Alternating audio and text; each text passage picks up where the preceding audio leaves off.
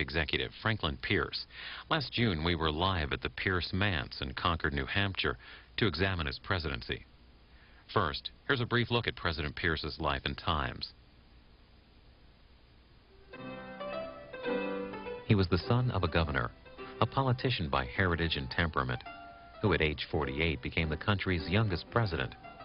Handsome, affable, and well-liked, Franklin Pierce had never lost a race for public office. But his single term was marked by national conflict and personal hardship, both of which hindered his ability to lead. Pierce remains the only elected president whose party did not nominate him for re-election.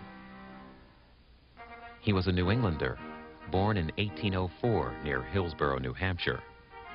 After graduating from Bowdoin College in Maine, where his classmates included author Nathaniel Hawthorne and poet Henry Wadsworth Longfellow, Pierce entered politics. Fueled by his own formidable ambition and charm, he rose through the ranks faster than most people had ever seen. When he was 25, he was elected to the New Hampshire state legislature. He won a seat in Congress at 28, and at 32 became the youngest member of the United States Senate. But Pierce had a problem. His wife, Jane Appleton Pierce, detested politics and resented the considerable demands it placed on her growing family. When Pierce was in the middle of his Senate term, she asked him to resign. He complied reluctantly, promising to give up a political career forever. But after returning to New Hampshire, where he practiced law and presided over the state's Democratic Party, Pierce grew bored and served briefly in the Mexican War before leaping back into the fray in 1852, when the Democrats nominated him for the presidency. The candidate's family was not pleased. The Pierce's 11-year-old son, Benny, wrote his distraught mother a letter at this time in which he wrote, "I hope he won't be elected, for I should not like to be at Washington, and I know you would not be either." But most people wanted Pierce to be in Washington. Pierce's old college friend, Nathaniel Hawthorne, wrote a widely circulated campaign biography on the candidate that contained the following passage. He has in him many of the chief elements of a great ruler. There are scores of men in the country that seem brighter than he is, but he has the directing mind. Popular with Northerners, Southerners, and Westerners alike, Pierce was elected in a landslide. But from the outset, his term was fraught with disaster. 2 months before moving to Washington, Benny, the Pierce's third and only surviving child, died before his parents' eyes in a train accident. Overcome with grief, Mrs. Pierce fell into a severe depression that lasted until the end of her life. She dressed in black during the entirety of her husband's term and refrained from her duties as White House hostess. The loss of his son, combined with his wife's depression, took a toll on Pierce's spirit, and people soon began whispering that he had started drinking, the sort of rumor that had abounded during the campaign. He too began suffering from bouts of depression. He had, however, a country to lead. Alone at the helm, his vice president, William Rufus Devane King, had died after just 25 days in office. Pierce struggled to contain the fierce debate over slavery. Though personally opposed to the practice, he lended his political support, arguing that abolition would destroy the Union. His subsequent backing of the disastrous Kansas-Nebraska Act, which sparked violence and bloodshed in the state of Kansas, ultimately lost him his party's support. And in 1856, the Democrats chose to nominate the less controversial James Buchanan. After his term, Pierce retired to New Hampshire, where his tacit support for the South and criticism of Lincoln's war policies made him extremely unpopular. Many came to regard the former president as a traitor, especially after Lincoln's assassination. In 1869, 12 years after leaving the White House, Pierce became ill and quietly died at the age of 64. It was almost a half-century before his home state built a monument in his honor. Let it be impressed upon all hearts that beautiful as our fabric is, no earthly power or wisdom could ever reunite its broken fragments. I can express no better hope for my country than that the kind providence which smiled upon our fathers may enable their children to preserve the blessings they have inherited. Franklin Pierce.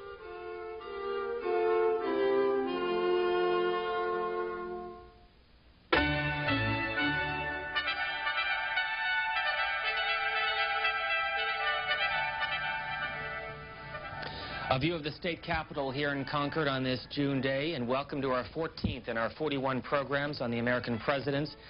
Today, President Franklin Pierce. He served from 1853 until 1857. His statue can be seen on Main Street in Concord, just in front of the state capitol, the state which, by the way, holds the first in the nation presidential primary. He is the only Democrat to serve one term and not be renominated by his own party. And just down the street is the Pierce Manse in Concord. He lived here with his wife Jane and two sons, Frankie and Benny, from 1842 until 1848. The home was saved from demolition by a group known as the Pierce Brigade here in Concord, and it was moved to this site adjacent to Horseshoe Pond in 1971.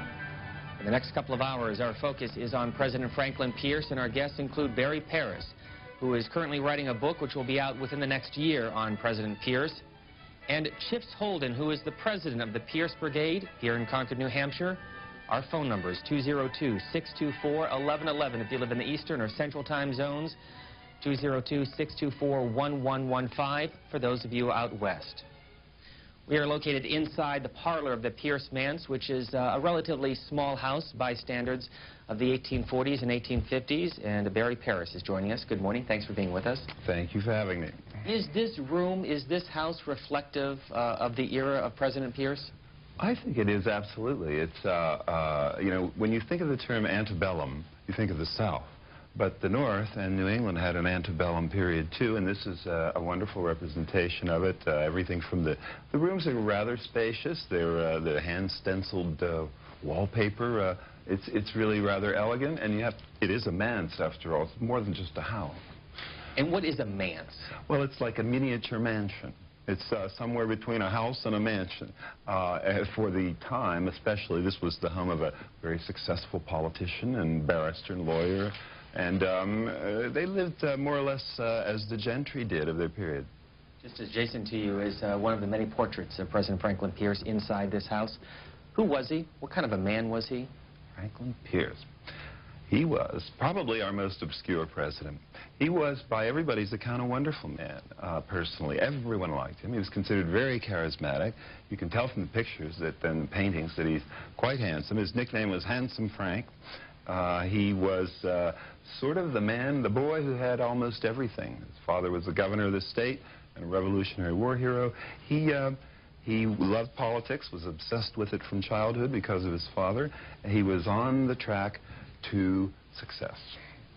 Young man, when he was elected in his first office, which political offices did he serve in? Well, he served in first the New Hampshire State House. He was the youngest ever everything. He was the youngest ever state representative, the youngest United States representative to Washington, the youngest U.S. senator, and eventually the youngest president up until his period. Why are you interested in Franklin Pierce? Well, therein lies the tale. I became fascinated with him when I was about 11 years old. And I read a piece and saw a picture in American Heritage. Remember old American Heritage magazine? Beautiful hardbound book. And there was the face of this man at his inauguration that looked like the picture that's going to be on the cover of my book. And there's a certain agony in it, and also tremendous amount of character. I wanted to know more about him, and nobody knew anything about him. And to this day, there's only been one biography of him in 150 years, and it's kind of an academic one. There have been 26 biographies of Ulysses S. Grant in this century alone. I'm interested in people that haven't been done to death. The publisher is Knopf, and it's called Pierce in Oblivion. How'd you come up with that working title? Well, it's I suppose, sort of a double meaning. It's certainly clear that he's been in oblivion historically. I think even more than Millard Fillmore. A lot more people know Millard Fillmore than do Franklin Pierce. The other thing is that he was a pretty heavy drinker. And there was an oblivion aspect to his personality when he drank a lot. And it was a problem from the time he was very young. Both of his parents were alcoholics, according to the one biography. Alcohol was a big problem. Nathaniel Hawthorne, friend of Franklin Pierce, wrote a biography on him that was published in 1852, the year that he ran for the presidency. We'll get to his nomination by the Democrats in Baltimore in June of that year. But he described him in his youth as vivacious, mirthful, slender, fair complexion, light hair that had a curl in it. His bright and cheerful aspect made him kind of a sunshine, both as regarded with its radiance and its warmth. Fair description in his youth? Beautiful description. I think it's probably a little on the rosy side, but I think why wouldn't it have been true? Hawthorne knew him when he was a kid, and we didn't. The great thing, of course, is that Nathaniel Hawthorne and Franklin Pierce went to college together. They were best friends and remained so throughout their lives. Longfellow also was in their class at Bowdoin in Maine. Hawthorne knew him the longest and the best. It's such a beautifully written biography. It's such a bad biography, but it's so wonderfully written that you can believe the spirit of it, if not some of the facts later on in it, which we'll get to when we get around it. The opponents of Pierce at the time, when they read that, referred to that book as Mr. Hawthorne's latest romance. We're at the Pierce Manse. If you fly into Manchester, it is about a 20-minute drive north, just down the street from the state capitol in Concord, and it is adjacent to Horseshoe Pond. This is his house, but this is not where the house was located. It was moved here back in 1971, saved from demolition, as we said at the top of the program, by a group known as the Pierce Brigade. And in just a couple of minutes, we'll talk to the president of that organization. But as we always do, we welcome your phone calls. First, from Mattoon, Illinois. Hello. Hello. Yes, I have a question based on a recent book that came out, Richard Shankman, about presidential ambition. And he has a chapter on Franklin Pierce. And I'd like your comment upon it, Mr. Bruce. He says that from what he has done in his investigations, he believes that Mr. Pierce did not inform Mrs. Pierce that he was actively pursuing the presidency. And then after he was elected, of course, their son died. And that though first she thought that this was a sign that he should be supported entirely in his presidency because the son had died, and she should support him to the hilt, that leading up to the inauguration, she found out that he had secretly maneuvered to become president and therefore had sort of blamed him for the death of their only remaining child. And I was wondering what you thought about this theory. Thank you. Thank you, caller. Barry Pierce, let me just take the caller. He put a number of points on the table. First of all, who was Jane Pierce? Who was Jane Pierce? She was the daughter of the president of Bowdoin College that he attended to. She was a frail, fragile woman who suffered from what was called melancholia. We'd probably call it depression today. In the 19th century, a lot of women and an amazingly large number of presidential wives suffered from this. She was a very, very religious person. The Pierces were not necessarily. The Means and the Appleton family that she came from were. She hated politics. Caller is very, very correct and accurate in his description and belied my statement that people don't know anything about Franklin Pierce. He did a very nice summary of it in a way. She convinced him to resign his seat from the House and to resign his seat from the Senate because she loathed politics so much. And she had elicited a promise from him that he would not seek the presidency or any other office after the Mexican War, which he did his best to adhere to. We'll talk maybe in more detail later about the circumstances of the 1852 Democratic Convention, which were extraordinary. But the caller is right. She felt betrayed. He believed that he had not done anything to seek the nomination. And in fact, he didn't directly. A lot of friends of his did, however. And the issue seems to have been, it's almost like Watergate. It's who knew what when. How did he, was he aware of what they were doing? He had to be aware of certain things that they were doing. And I don't think he told Jane. The Democratic Convention in Baltimore that year, he received the nomination on the 49th ballot? 49th ballot.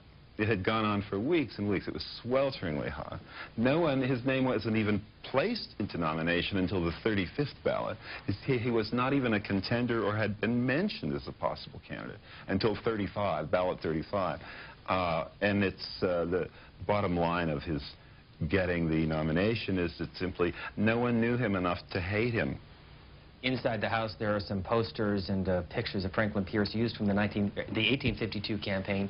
Who was his political opponent that year? His political opponent was his commanding officer in the Mexican War, General Winfield Scott, otherwise known as Old Fuss and Feathers, which apparently was pretty apt as a title. Winfield Scott was a true hero of the Mexican War, I believe the commander-in-chief, and he retained that post up through the beginning of the Civil War, as a matter of fact. Lincoln had to deal with him.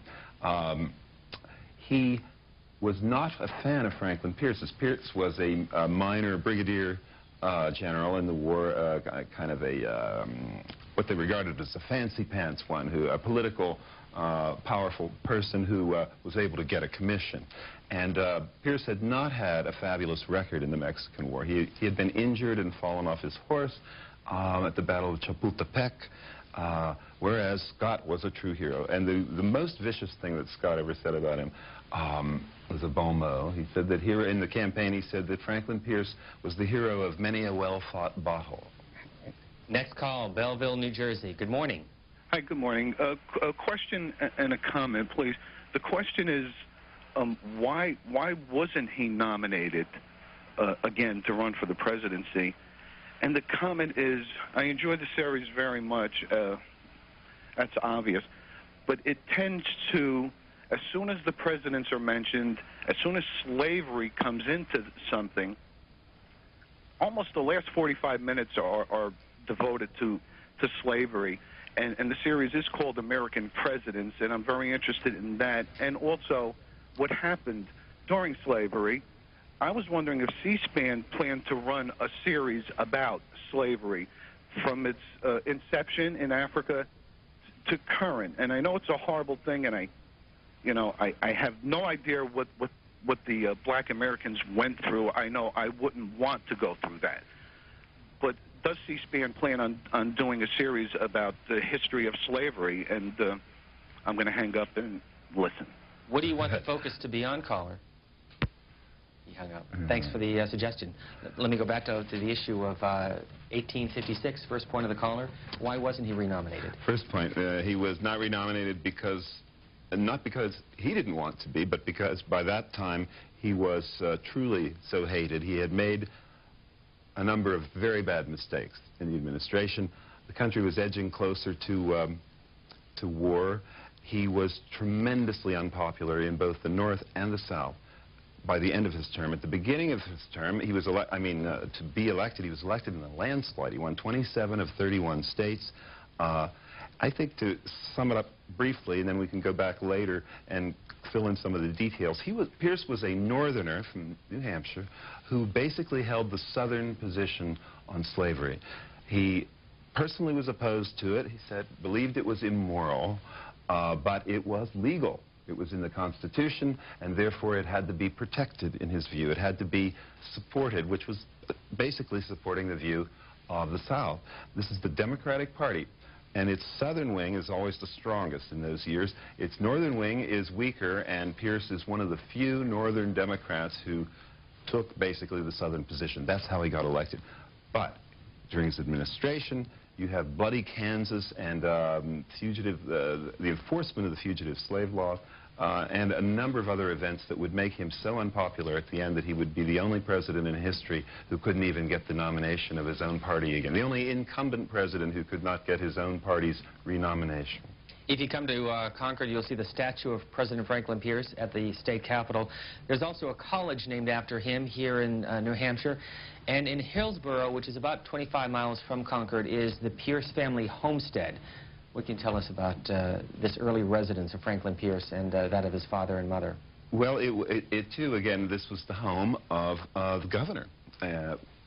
Not necessarily during his administration, but they were, and especially for the Democrats, among the elite, in a sense. But they were also rough and tumble. It was, they had a tavern there. This, you see the theme of alcohol running pretty strongly through the story. Old General Pierce was a real curmudgeon-y and fascinating character. He was a close personal friend of Andrew Jackson. He had fought under Washington in the Revolution. He wrote a letter. Jackson hailed him for writing a letter When Jackson was running against John Quincy Adams, General Pierce wrote him and said he'd do everything he could to help him beat Adams, and that if Adams won, he would go into a cave and eat potatoes for 4 years. This was a guy who was really committed to the Jackson Democratic Party and had kept and Jackson came up here to visit with him a lot. Pierce grew up with Andrew Jackson around the dinner table sometimes. Our next call is Salem, Oregon. Good morning. Good morning. My name is Arlene Curry Bushard, calling from Salem, Oregon, and I would like to thank you for this fine series on our presidents. I have a comment and a question. I have a document that has been in my family since 1855, proclaiming my great-grandfather, George L. Curry, fifth and last governor of the Oregon Territory, and signed by Franklin Pierce. The previous three governors were from the East, also generals of the Mexican War, appointed by President Polk and President Taylor. Curry was the first local man appointed in the territory. Under the provisional government, the male citizenry were able to choose their own candidates, and so they were leery of outsiders, totally unfamiliar with Oregon, its people, and its problems. Curry came out on the Oregon Trail in 1846, and met his future wife, my great-grandmother, Chloe Boone, who was traveling with her siblings and father, Alfonso Boone, grandson of Daniel Boone.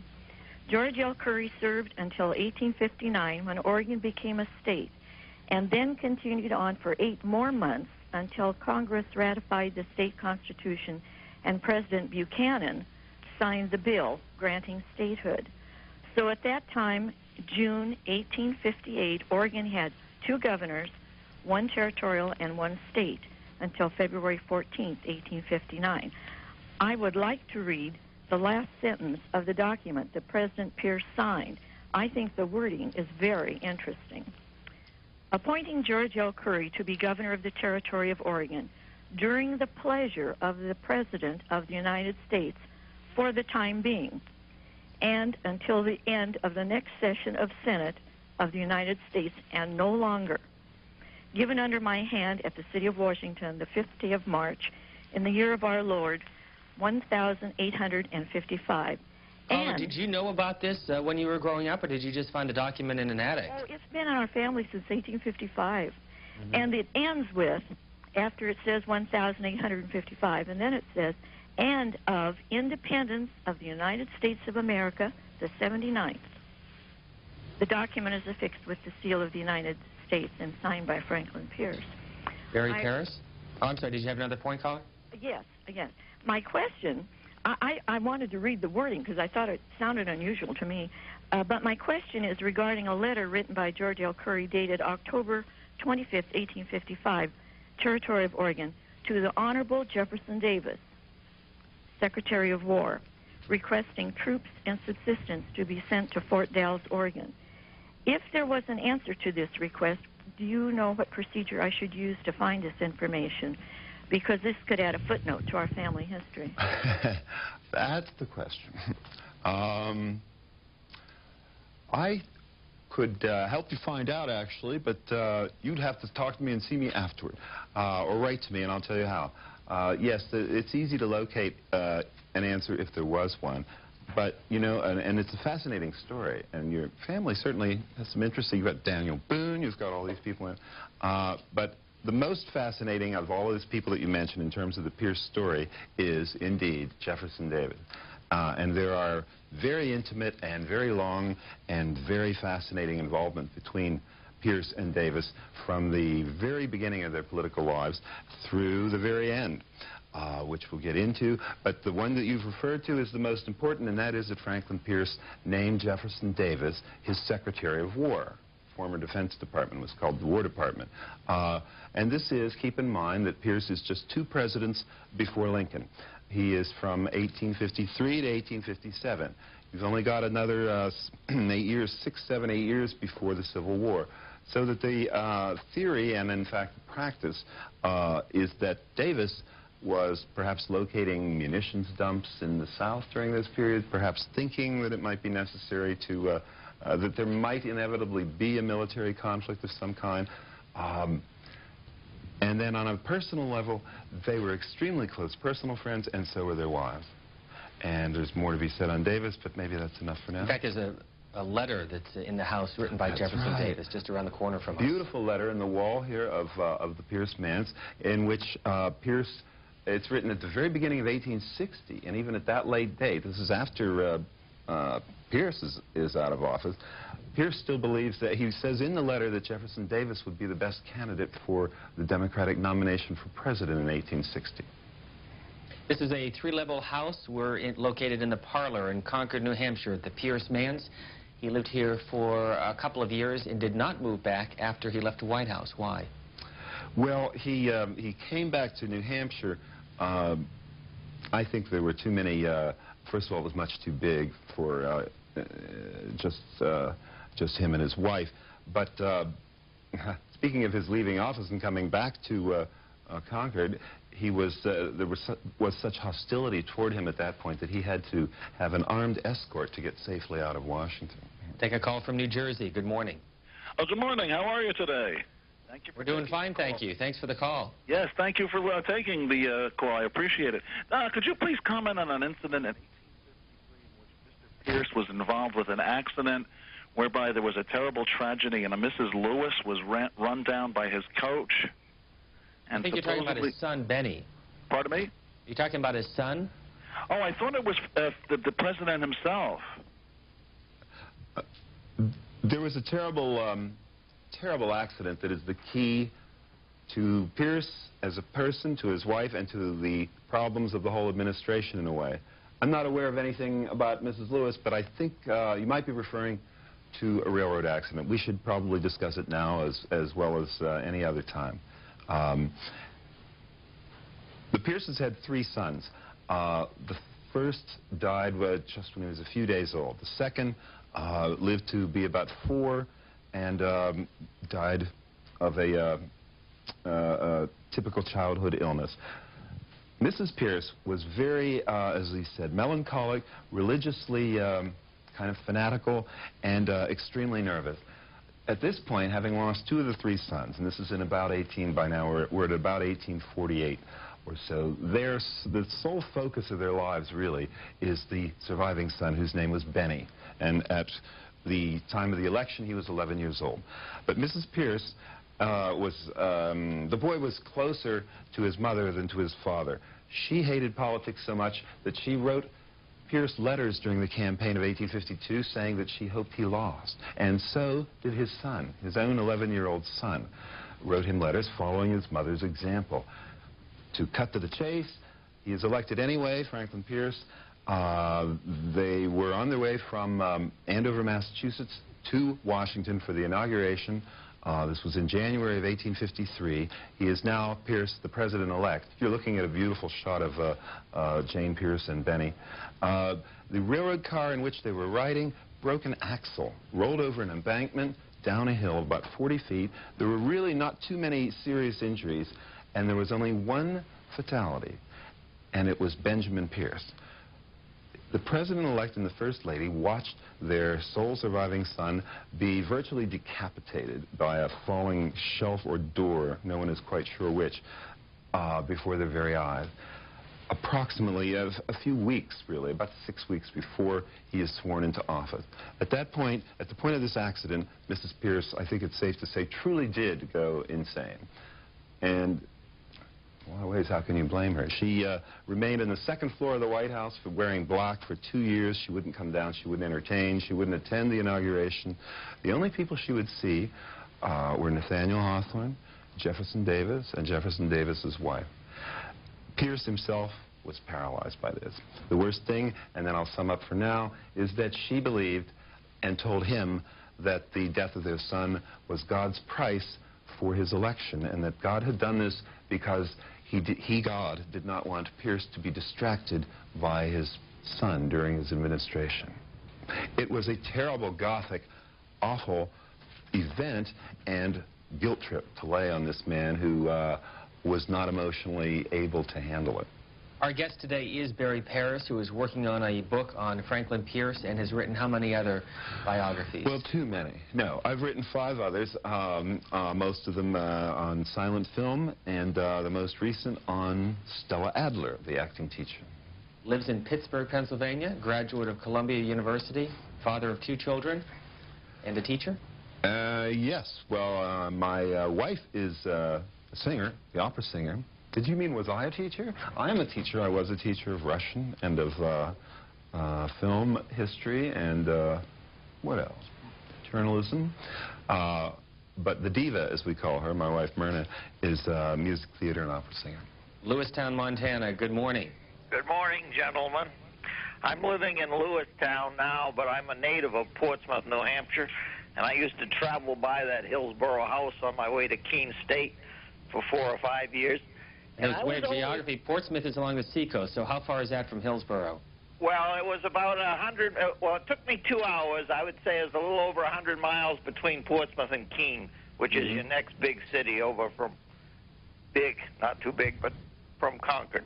Right. And we used to go right by that house. I always wanted to get inside it, but it was never open.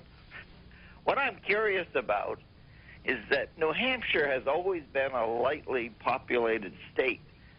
What possible attraction could the rest of the country have taking a man from such a small state and making him president? I don't understand why he was even considered.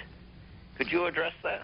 Well, I'd be happy to. That's a very good question, and it's the answer is you're absolutely right. This was a very small state. It still is in comparison with others. There were only the year that Pierce was elected, there were only 300,000 people in the whole state of New Hampshire. There were only 27 million people in the whole country, but New Hampshire was a Democratic stronghold. New England was generally not a Democratic Party strong region in those days. And at this point you have 3 or 4 very powerful and important people from New Hampshire who are very high up in the Democratic Party and in the politics of the country. And they would be Franklin Pierce, John Hale, who went on to, who founded the Free Soil Party, Daniel Webster, who's considered a Massachusetts native, was really born in New Hampshire. New Hampshire claims him with a good amount of credibility. And this was an important state. Again, the governor, Pierce's father, was very close to Jackson. And you have to remember that this whole country in this period was defined by the single personality of Andrew Jackson for decades before and after Jackson was president. Jackson was the man, you were either for Jackson or you were against Jackson. All of your politics were defined by where you stood on Jackson. And he was a Democrat, and he had some of the strongest support in New Hampshire. What was his relationship like between Franklin Pierce and Andrew Jackson? That's interesting, too. It was actually very much a mentor to student kind of figure. But it's funny, Pierce got the little nickname. They began to call him after he became successful in politics. His nickname was Young Hickory of the Granite Hills. Not exactly a catchy nickname, but that's what they called him. Not Old Hickory, but Young Hickory. He worshipped Jackson. His father was the one who was a very close friend of Jackson's, and as I mentioned, Jackson visited their home. Jackson could do no wrong. Whatever Jackson's position was on an issue is what the Pierce's position was. And this was part of their problem later on, or rather part of Franklin Pierce's problem later on. He did not evolve in the post-Jackson era. There was only so far you could go with Jackson. You had to say that he was a great leader. He was also a racist. He actively committed genocide on countless numbers of Indian tribes. It took him 7 years to destroy the Seminoles. This was a ragtag tribe of about 6,000, 7,000, facing and holding off the entire United States Army for 7 years. He felt the same.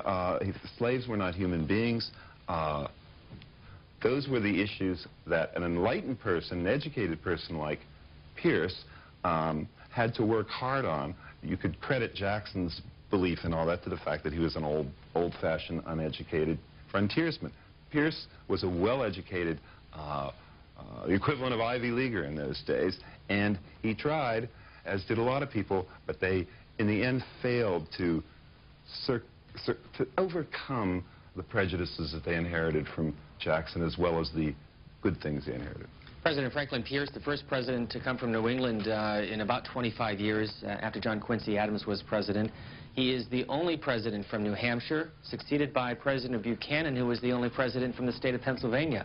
Our focus next week, and you can go to our website and follow us along as we continue this 41-week series. Our address is www.americanpresidents.org, or you can go to the C-SPAN website and track all 41 men who served in the White House. Our next call, Providence, Rhode Island. Good morning. Good morning. Hello. Go ahead, please. Hello? Yes. Well, I'm calling from Providence. My family had a house in Amherst, New Hampshire for years, and I can remember seeing the Franklin Pierce mansion there, but maybe you're going to discuss it. Maybe the Hillsborough mansion looks an awful lot like the house that was in Amherst. As a matter of fact, I think you're thinking of the Means Appleton house, which is Pierce's wife. That's in Amherst. Right. Could that be it? I had some connection with... It's the house in which they were married, as a matter of fact. Actually, there's a great little story about that. They were married. Well, if you didn't, in those days, brides often often wore black. Black was a popular color for weddings, and that's what Jane Pierce had on that day. And there was no one there but her immediate family and Pierce's. They left 30 minutes after the ceremony for Washington, where she did not want to go. It wasn't the happiest wedding day. Next call from Columbia, South Carolina, and then we'll introduce you to Chips Holden of the Pierce Brigade. Go ahead, caller. Yes. Your speaker there made a reference to Andrew Jackson, and who was a close friend of Pierce. He called Andrew Jackson a great leader and a racist. Part of the confusion, I think, and the problem that African Americans have when you're talking about the president, first 8 were slave owners, is how can you call men great leaders who are racist? Would you call Hitler a great leader? I think that's a very good question, and I think the answer is yes. I mean, it depends on your definition of great. I certainly didn't mean great in terms of admirable, but I meant great in terms of important. So I would clarify that with your criticism.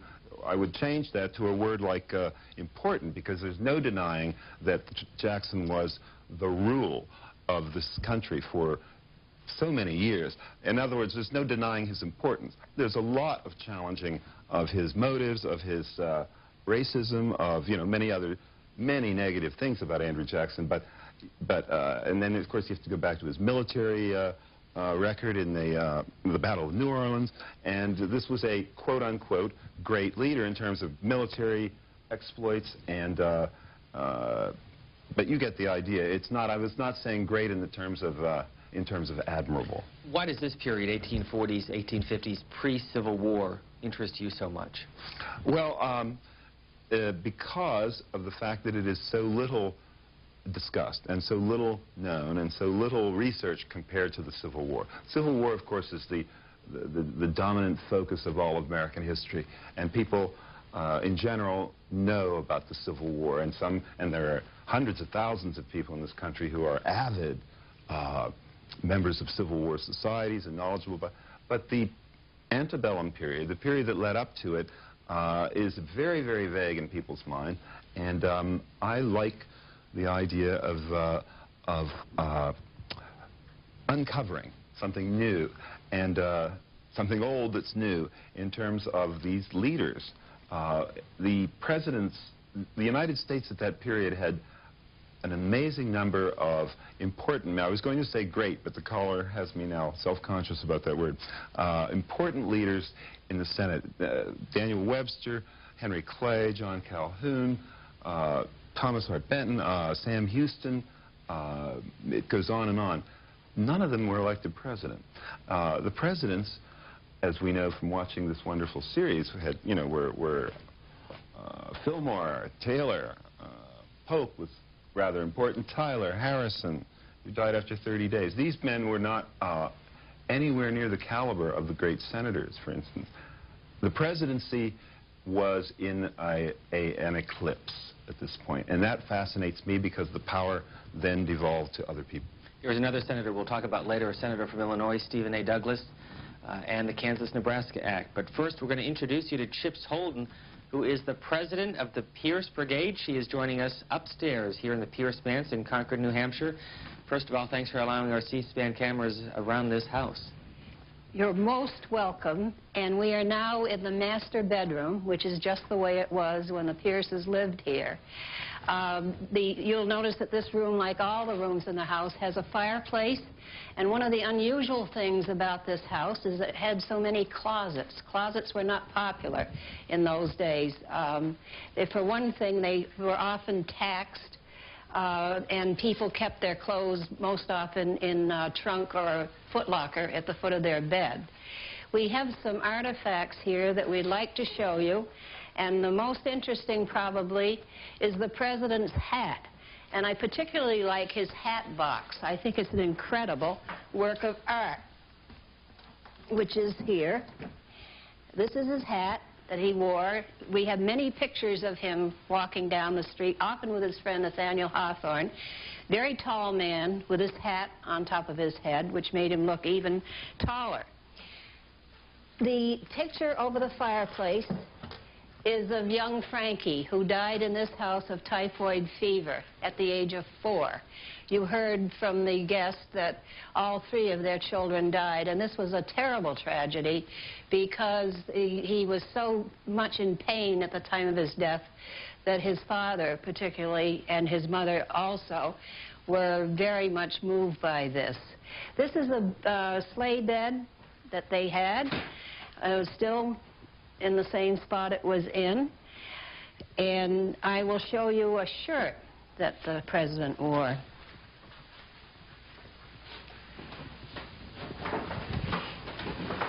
Very dressy by our standards, but this was an everyday shirt that he wore, and it's pretty well preserved considering how long it's been here. We have a dress that he wore as a child, too. In those days, little boys wore dresses. And this is also in very good condition, all things considered. A lot of handiwork. Mothers had lots of time to do that kind of thing. And this was one of Franklin's dresses. Pierce Manse, how do they get here, and can they see all of this? Yes, they can. We're open from June to Labor Day, all the weekdays from 11 in the morning until 3 in the afternoon. And they can have a guided tour by request when we're not open if they contact one of the names on our folder. And in that room, how much of the furniture and material, pictures, wallpaper is original and how much is replica? I would say the furniture is all real. And this needlepoint work is real. The other pictures I'm not sure of. And there are some pictures over here which are family things. We have a portrait of his mother and father here. And this is the home out in Hillsborough, which you can see is much more magnificent than this house is. And that's where he grew up. This is an interesting thing. And at the time Jane was a young wife, the ladies used to take the hair off their hairbrushes and form it into flowers and then frame it. And that's a copy of that particular work. And is that some of her original hair? I think so. We're going to have you go next to the children's room and tell us a little bit about that. We'll come in here to the children's room.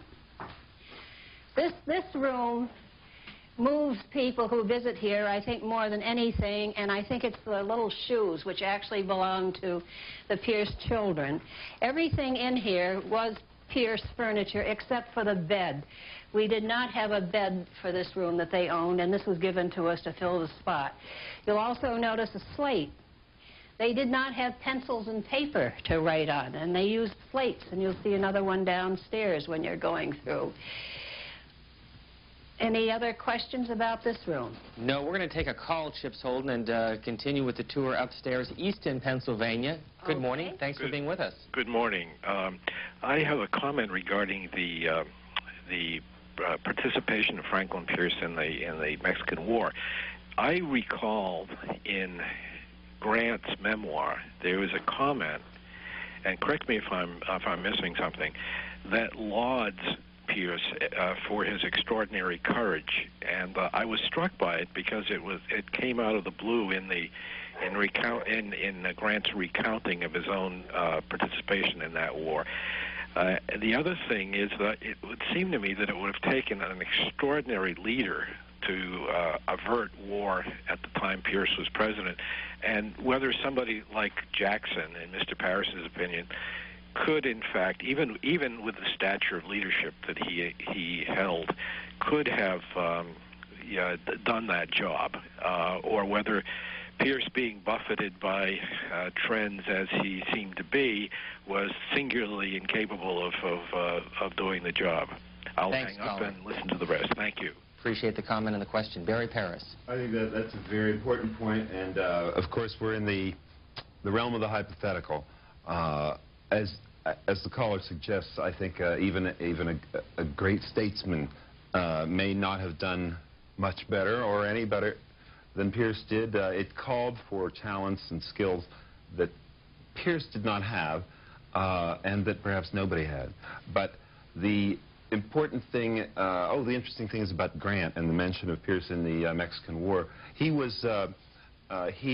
Pierce, was much praised by everyone for his absolute integrity and honesty. Pierce's whole life, as much as he got into trouble with the public late and in history, he was never accused of an act of unfriendliness or cruelty. His Mexican War diaries, since you bring up the Mexican War, are extremely interesting.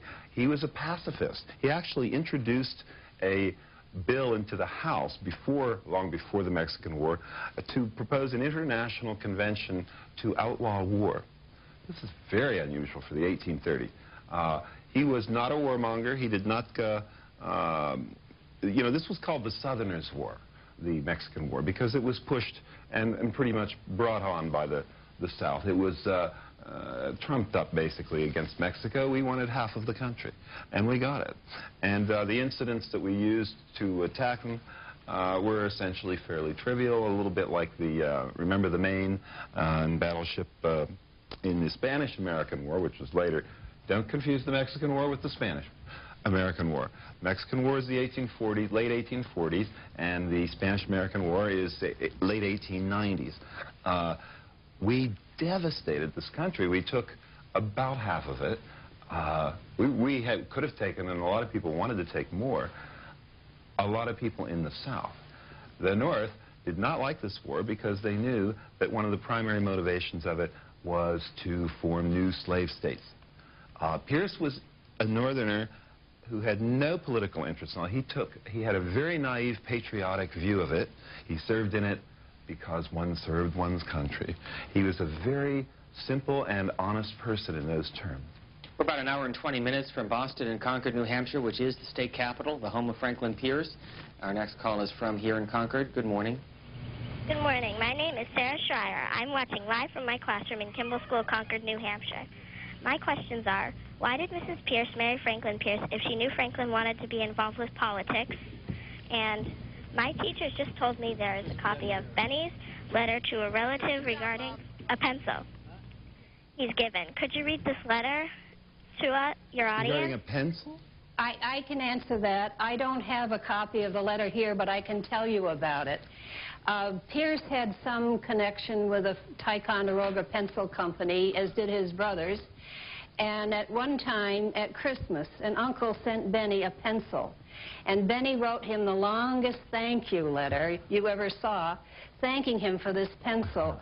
Two rare things about this. You don't see many thank you notes today, and also the fact that a kid would be so excited about a pencil.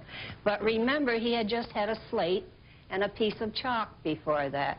So this was a big, big thrill for him. And what was the other question? I didn't hear. I wanted to find out if the caller is still with us. And why did Mrs. Pierce marry Franklin Pierce if she knew Franklin wanted to be involved with politics? We'll get an answer to that, but let me ask you a little bit about you and your class. How old are you? We're fourth graders. And are you studying American history? We're studying New Hampshire, and Franklin Pierce was the president from New Hampshire, so. That's wonderful, and she's very knowledgeable about the subject. And your teacher's name? Mr. Sullivan. We appreciate you watching. And the name of the school again, you said it earlier and I missed it. Kimball? And how far is that from where we're located? I have no idea. Okay. Thanks for the call. And thanks to Chip for the answer about the Ticonderoga pencil. I never heard that story. It's a wonderful story. We're going to go back to her in a moment to talk about Benny's room. But first, Barry Paris, why did Franklin Pierce marry Jane Appleton? Well, she was very beautiful and very sweet. I think the student put the question right, which is why did she marry him if she hated politics and knew he was a politician? The real answer is that at the time they married, he was not so much a politician as a lawyer. He had held state offices. We don't know what was said. I suspect, I've always theorized that what was said was, Frank, are you going to run for office anymore? And he said no. And I think they were truly in love with each other. I don't think she in a million years, and I don't think he in a million years could ever have seen the presidency. It was not within the realm of reality for them. Chips Holden, as you continue the tour, you're in Benny's room. Yes, and before I discuss Benny's room, may I comment on a couple of things that have been said? Jane's father was the president of Bowdoin College, and Jane and Franklin met while he was in school, and obviously he wouldn't have been a politician then. She was a brilliant person, and he supposedly was struck with her ability to have a good conversation and talk about various subjects, and this appealed to him because he was a smart guy himself. They were a truly devoted couple, and after he left the presidency, he took her on a 3-year trip through Europe, hoping that might restore her health. It didn't totally, but at least he tried, and I don't think there's ever been any question about their devotion to each other, in spite of their differences about politics. This is Benny's room. This is a picture of Benny here, who was killed in that horrible train wreck at the age of 11. You'll see another fireplace, another closet. This was an interesting house for those respects. The Silver Service obviously would not have been here when Benny was here, but the bed is Benny's, and it was always here in this room. Let me ask you about this house, and I know we have a picture of it as it was moved from its old location to its current location here in 1971, and what led to the restoration effort of the Pierce Manse 20, 30 years ago. Well, this was to the credit of a lot of really good-hearted, tough New Hampshireites that they did this. I wasn't living here then. I wish I had been. I would have enjoyed all that excitement. The house was going to be torn down when in 1966 the government issued an order for an urban renewal project here. The horror of seeing the president's only home here torn down just hit these people. They got together, formed the Pierce Brigade in 1968, and in 1971 they moved it to this spot because they had to get off the street. That street was going to be destroyed too, pretty much so, along with the house. It's a tremendously important thing that this organization did, save this house, and it is tremendously well run. It is beautifully kept. It is. I've seen. You've probably seen more in the course of this series, Steve, but I've seen a lot of presidential homesteads, and very few of them are in anywhere this wonderful condition. Our bus is located just in front of the house. It's situated on a dead-end street adjacent to Horseshoe Pond. What else can you tell us about the neighborhood? Well, this is the historic district of New Hampshire. In fact, this is Concord. As it was, this section of town was Concord, and then the city slowly started moving south and businesses began cropping up down there. But this was just a residential home area, and some of the homes still stand. We still have the first 2-story house in New Hampshire on this street. And our audience can see Horseshoe Pond and what looks like streetcars or train tracks that align the road right next to the house. Well, Concord at one time had railroads. In fact, at one time Concord was the railroad capital of the country. And we had railroads and trains that ran between the towns in New Hampshire. Those tracks were here when the house was moved, and it would take an enormous amount of money to get them up. And we obviously have not been able to do that yet. Chips Holden is the president of the Pierce Brigade, and we should point out that Chips is not your real name, but that's what everyone calls you. How did you come up with Chips? Well, it's a nickname that was given to me. It refers to a chipping swing in golf, and a lifesaver sometimes. We're going to check back with you later in our program. Again, Chips Holden, who is upstairs here in the Pierce Manse in Concord, New Hampshire. Thank you. Okay. Back to your calls, Las Vegas, with Barry Paris, who's working on a book on President Franklin Pierce. It will be out in about a year. Go ahead, please. Yes, you say that the president had 3 sons who died young. I am a relative of the former president, and I'm curious, did he have any more children, or is my connection through his brothers and sisters? What's your descendancy? Well, she's sort of asking that. Oh. And the answer is the latter, because he had no surviving children. The Pierces, if I'm not mistaken, Susan Pierce, the extant Pierces, and the ones who came after him are descended from his brother. Caller, how do you trace your genealogy? Well, I'm not sure. I have an uncle in Texas, Franklin Pierce, and I think I'll give him a call and ask him exactly how the connection is made, because I really am not sure. Pierce had he had 7 siblings. I think he had 4 brothers and 3 sisters, as I recall. So there were a lot of Pierces, just none in his direct line. And I couldn't tell you which brother. It would not be his sister, right, because of the surname. One of those 3 or 4 brothers of Franklin Pierce is your great-great-great-grandpappy. San Diego, go ahead, please. Hi, I have a question of your guest, but first I'd like to let the host of this show know that there appears to be fierce screening now of a lot of the black callers, keeping us from getting through, to ask questions of slavery, and I wanted to let you know as a host that you should check into that, and I think that's unfair on behalf of C-SPAN. We should be allowed to discuss the slave issue. And well, you got through, so that tells you that we're not screening the calls. Okay. Well, it was difficult, I'll tell you that. First of all, did Pierce, what was his role in the actual drafting of that Kansas-Nebraska bill? And was he, was it drafted during his administration? What was his role? And I'll just hang up and listen to your answer. Thank you. Thank you. Thank you for calling in. You know what, there's no screening out of black callers, but we forgot to reply really to the previous caller's question about remember doing a slavery series he suggested on C-SPAN, and if I could just address that for a minute, because why not address it directly?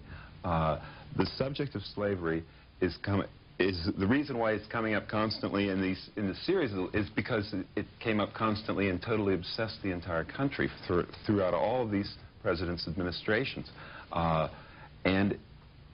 But now I'll answer your question directly, which is that Pierce did not personally draw up the Kansas-Nebraska Act. It was mostly drawn up by Stephen A. Douglas, and who was pushed and in league with, for a rare time, Jefferson Davis.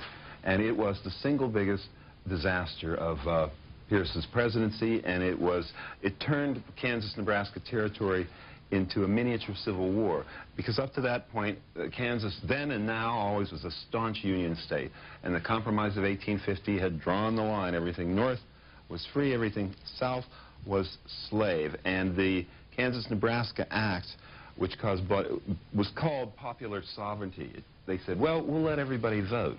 When it becomes a state, it's just a territory now. We'll go with the wishes of the voters.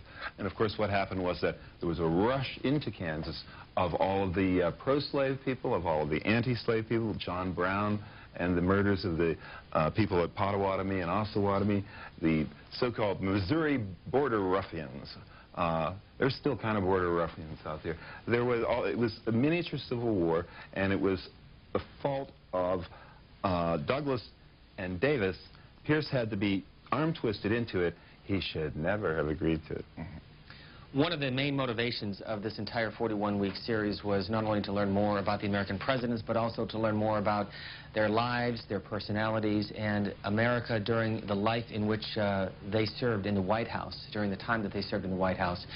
And you can go to our website. We are also encouraging teachers to give us a call. C-SPAN in the Classroom is open and available to take your comments, and also if you want to get an educator's kit.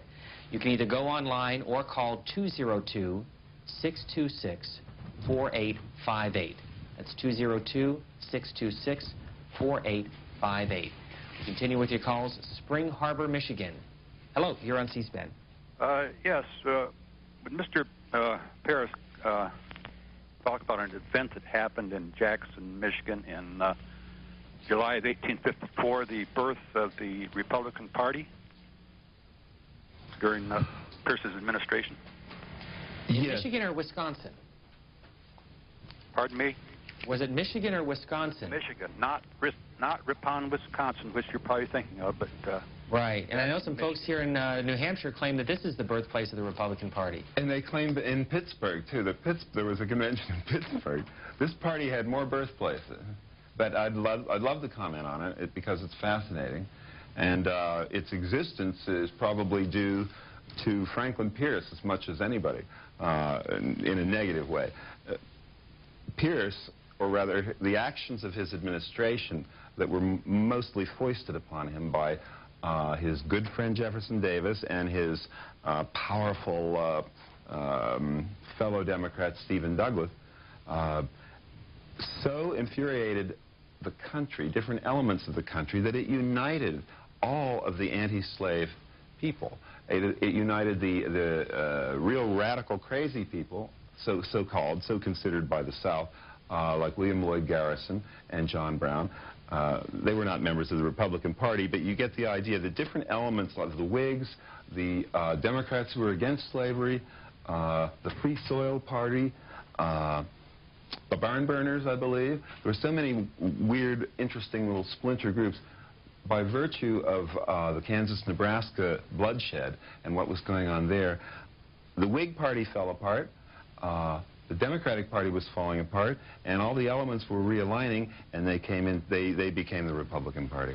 We're in the parlor of the Pierce Mansion. Right next door is the dining room. There's some of the china used in the Pierce White House that is on display. Barry Paris, in the 24 hours that you've been here, is there one thing new about Franklin Pierce that you didn't know before coming here again? The Ticonderoga pencil. I just learned from Chips. No, I learn new things every time I come here. This is the most wonderful place to do research. I mean the whole city of Concord, because everyone is so helpful. The New Hampshire Historical Society in particular has been tremendously valuable, not just to me, but to all scholars. And Chips and the people who run the manse, they've been so wonderful. And I'd also like to thank personally for helping me get here, Ron Wisniewski and John Barba. The book is called Pierce in Oblivion by Barry Paris, and we're going to continue from Concord, New Hampshire as part of C-SPAN's 41 Weeks on America. Chief Executive Franklin Pierce. Last June, we were live at the Pierce Manse in Concord, New Hampshire to examine his presidency. First, here's a brief look at President Pierce's life and times. He was the son of a governor, a politician by heritage and temperament, who at age 48 became the country's youngest president. Handsome, affable, and well-liked, Franklin Pierce had never lost a race for public office. But his single term was marked by national conflict and personal hardship, both of which hindered his ability to lead. Pierce remains the only elected president whose party did not nominate him for re-election. He was a New Englander, born in 1804 near Hillsborough, New Hampshire. After graduating from Bowdoin College in Maine, where his classmates included author Nathaniel Hawthorne and poet Henry Wadsworth Longfellow, Pierce entered politics. Fueled by his own formidable ambition and charm, he rose through the ranks faster than most people had ever seen. When he was 25, he was elected to the New Hampshire State Legislature. He won a seat in Congress at 28, and at 32 became the youngest member of the United States Senate. But Pierce had a problem. His wife, Jane Appleton Pierce, detested politics and resented the considerable demands it placed on her growing family. When Pierce was in the middle of his Senate term, she asked him to resign. He complied reluctantly, promising to give up a political career forever. But after returning to New Hampshire, where he practiced law and presided over the state's Democratic Party, Pierce grew bored and served briefly in the Mexican War before leaping back into the fray in 1852 when the Democrats nominated him for the presidency. The candidate's family was not pleased. The Pierce's 11-year-old son, Benny, wrote his distraught mother a letter at this time in which he wrote, "I hope he won't be elected, for I should not like to be at Washington. and I know you would not be either. But most people wanted Pierce to be in Washington. Pierce's old college friend Nathaniel Hawthorne wrote a widely circulated campaign biography on the candidate that contained the following passage. He has in him many of the chief elements of a great ruler. There are scores of men in the country that seem brighter than he is, but he has the directing mind. Popular with Northerners, Southerners, and Westerners alike, Pierce was elected in a landslide. But from the outset, his term was fraught with disaster. 2 months before moving to Washington, Benny, the Pierce's third and only surviving child, died before his parents' eyes in a train accident. Overcome with grief, Mrs. Pierce fell into a severe depression that lasted until the end of her life. She dressed in black during the entirety of her husband's term and refrained from her duties as White House hostess.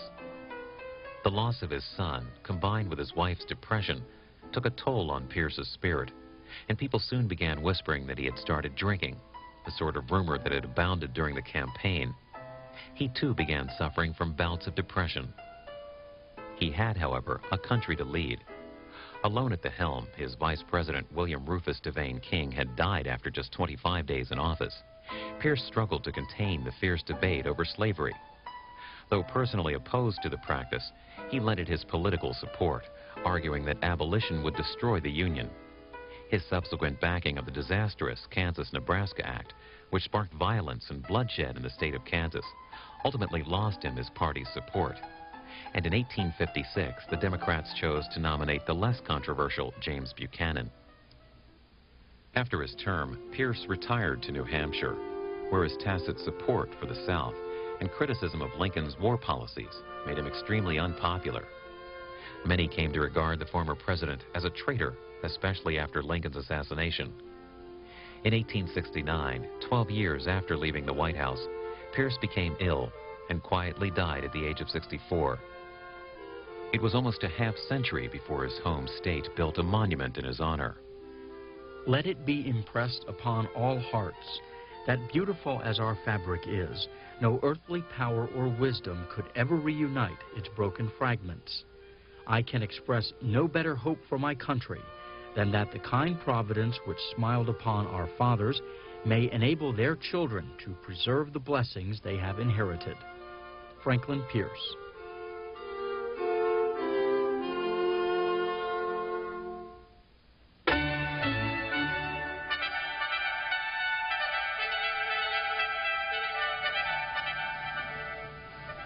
A view of the state capitol here in Concord on this June day, and welcome to our 14th in our 41 programs on the American presidents.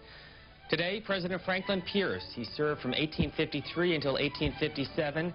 His statue can be seen on Main Street in Concord, just in front of the state capitol, the state which, by the way, holds the first in the nation presidential primary. He is the only Democrat to serve one term and not be renominated by his own party. And just down the street is the Pierce Manse in Concord. He lived here with his wife Jane and 2 sons, Frankie and Benny, from 1842 until 1848.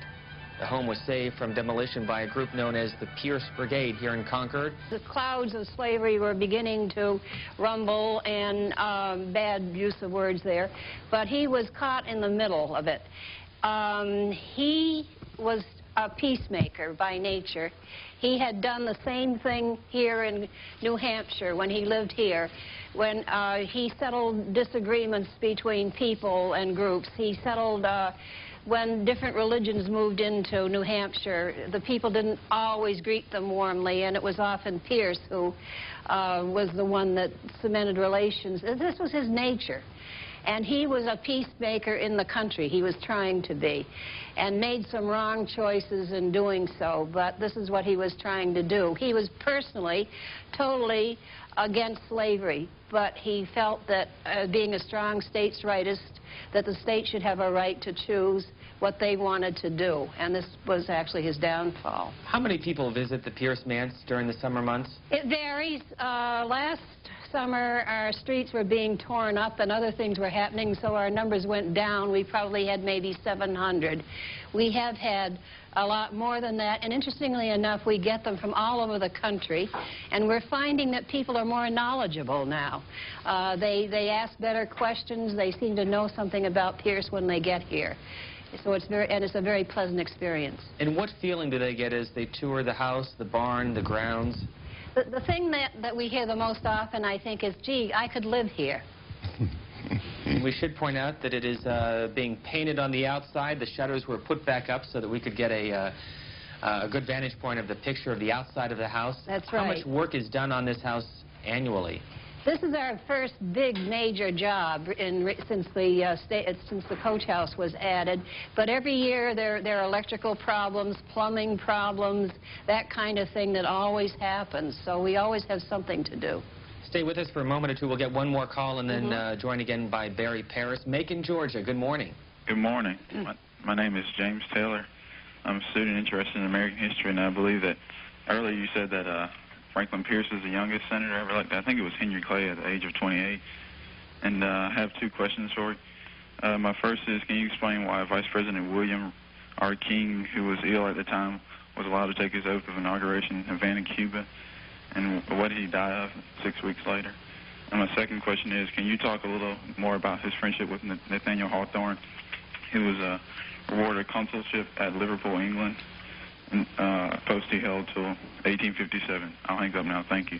Thanks, caller. Chips Holden, can you talk about Nathaniel Hawthorne and Yes, the other folks who were close to Franklin Pierce during his time? I'd love to talk about Nathaniel Hawthorne because this was a very interesting story.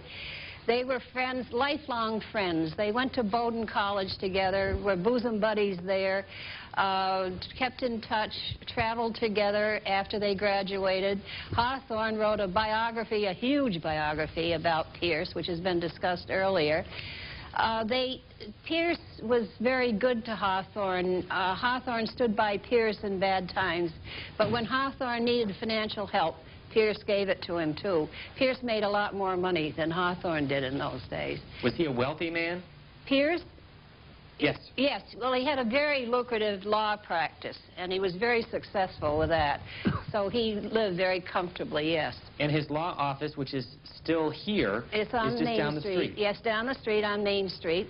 Is there a marker or any indication that Franklin Pierce worked there? Not that I know of. We haven't found one, but it still stands, and there are still lawyers in there. And where did he practice law? Where did he study law, I should say? He studied it under lawyers, as they did in those days. And he went to Bowdoin College, and that's where he got his pre-law training. How was he as a lawyer? He was brilliant. He was called one of the best lawyers in the East. And there are a lot of stories about people not wanting to go up against him because he was such a good lawyer. But he was totally, as has been said before, a totally honest man, a totally fair person, and people trusted him, and that was important. And not far from where the law office is the burial site of President Franklin Pierce. We'll show you that in just a moment. Chips Holden, thank you very much for being with us again. Thank you. In the barn here at the Pierce Manse in Concord, New Hampshire. Barry Paris, we're back with you. The caller's other point was Franklin Pierce's vice presidential candidate. Very interesting. William Rufus Devane King was allowed, for some reason, to take the oath of office in Havana. And it had never been done before. He was an Alabama senator and an old friend of Pierce's. Actually, he was also the roommate, King, of Buchanan, who would succeed Pierce. But he was very old at that point, and I believe he had a weak heart. I don't think it was typhoid. It's one of the two. I'm not doing very well on that. He died, though, without returning to the United States. He never took office. He took the oath, but he never took office. And this is particularly sad in terms of the horrendous tragedy that Pierce had just been through with his son. He lost his son. He lost his wife for all practical purposes. He lost his vice president, and this was at the period of American history when there was no 25th Amendment to replace a vice president who died or otherwise was incapacitated, like Agnew, or the amendment that was introduced after John F. Kennedy, so that a president wouldn't have to go without it. So here's Pierce completely alone with this incredible cabinet. Can we talk about that for a second? He had the one strange distinction, Franklin Pierce's administration, of having the only administration in which every cabinet member stayed from beginning to end in the whole history of the country. Now, normally you'd think, well, that would be good for consistency. Well, it would have been if it had been a different group of people. These were the most contentious, uncooperative, mutually hostile people. He had tried to form a harmony cabinet by picking people who were pro-slave, people who, like Jefferson Davis, people who were anti-slave, like William Marcy for Secretary of State. The bottom line of it all is that they hated each other, they could get nothing done, they could make no consensus. They could not agree on policy. It was basically a disaster. But I'd like to, one other quick comment about, I'm so glad that caller asked for details about Hawthorne. And it's so important, not just to Pierce, but to Hawthorne. Pierce gave Hawthorne his first real financial security. I think Chips would back me up on that. And he was able to write, he was able to enter British Literary Society. He was able to accumulate money for the first time, at least a little bit, as long as Pierce was in office, which was not long. In those days, you could get it was proper to accept money for whatever diplomatic favors you did for Americans visiting Liverpool. And that's how you were allowed to just kind of be a capitalist and see how much money you could collect, and that's what Hawthorne did. And he wrote some of his nicer pieces there, and he was it was a great literary experience for him. We owe Franklin Pierce a debt for, in a sense, subsidizing Nathaniel Hawthorne. And you mentioned the cabinet. We have a picture that I'm going to have you look in the monitor and describe what we're looking at, and who were some of the members of his cabinet that stand out. Jefferson Davis was one of the names you mentioned earlier. Yes, this is the so-called Harmony Cabinet, and they weren't too harmonious. Jefferson Davis, Secretary of War. William Marcy was the Secretary of State. The other names aren't that familiar they wouldn't be that familiar to the public. It's just that, well, for example, except for one, Caleb Cushing, the Attorney General, who was also in Abraham Lincoln's cabinet. He was very, very important. Caleb Cushing graduated from Harvard at the age of 17. He began when he was 12. He was a brilliant man, important in the Civil War. Moderate, Dobbins was Secretary of the Navy, and they couldn't stand each other. Next call, Wichita, Kansas. You're on C-SPAN. Go ahead, please. Hi, my name is Heather Loyal, and I was wondering, we know that Pierce was friendly with Jefferson Davis, but what was his relationship with Ulysses S. Grant? There's an interesting question. Heather Loyal, what a good name. Wichita, Kansas. The answer's pretty simple. None. There was no relationship between Grant and Pierce that I'm aware of. Grant was much younger. And did not really participate, I don't believe at all, in the Mexican War. So I don't think they even really knew each other. Now, why Grant made that reference in the book, or perhaps it was a biography of Grant, quoting Grant, is simply because Grant, knew a lot of military history and would have known and had access to information of exactly what Pierce did or didn't do in the Mexican War. And I should tell you that there was a charge of cowardice laid against Pierce, because when he had this injury and fell off the horse at Chapultepec, some people said he left the field in disgrace. It's not true. He was cleared of it by everyone, and I think that's what Grant was referring to. But I don't think they knew each other. Franklin Pierce was born in 1804. He was elected to the New Hampshire legislature in 1828. He was married in 1834, 2 years after being first elected to the House of Representatives.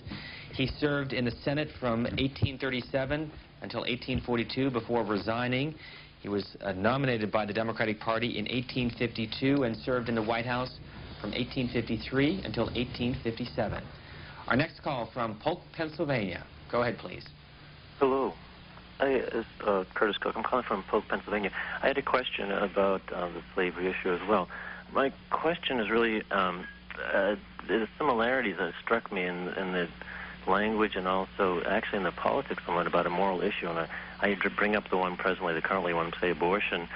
and not to ask the judgment of my abortion. It's not about that at all, but really the language was, that he's personally morally against it, slavery in this case, and yet he was from an area that was basically anti-slavery, New Hampshire, and it balanced out things in a way.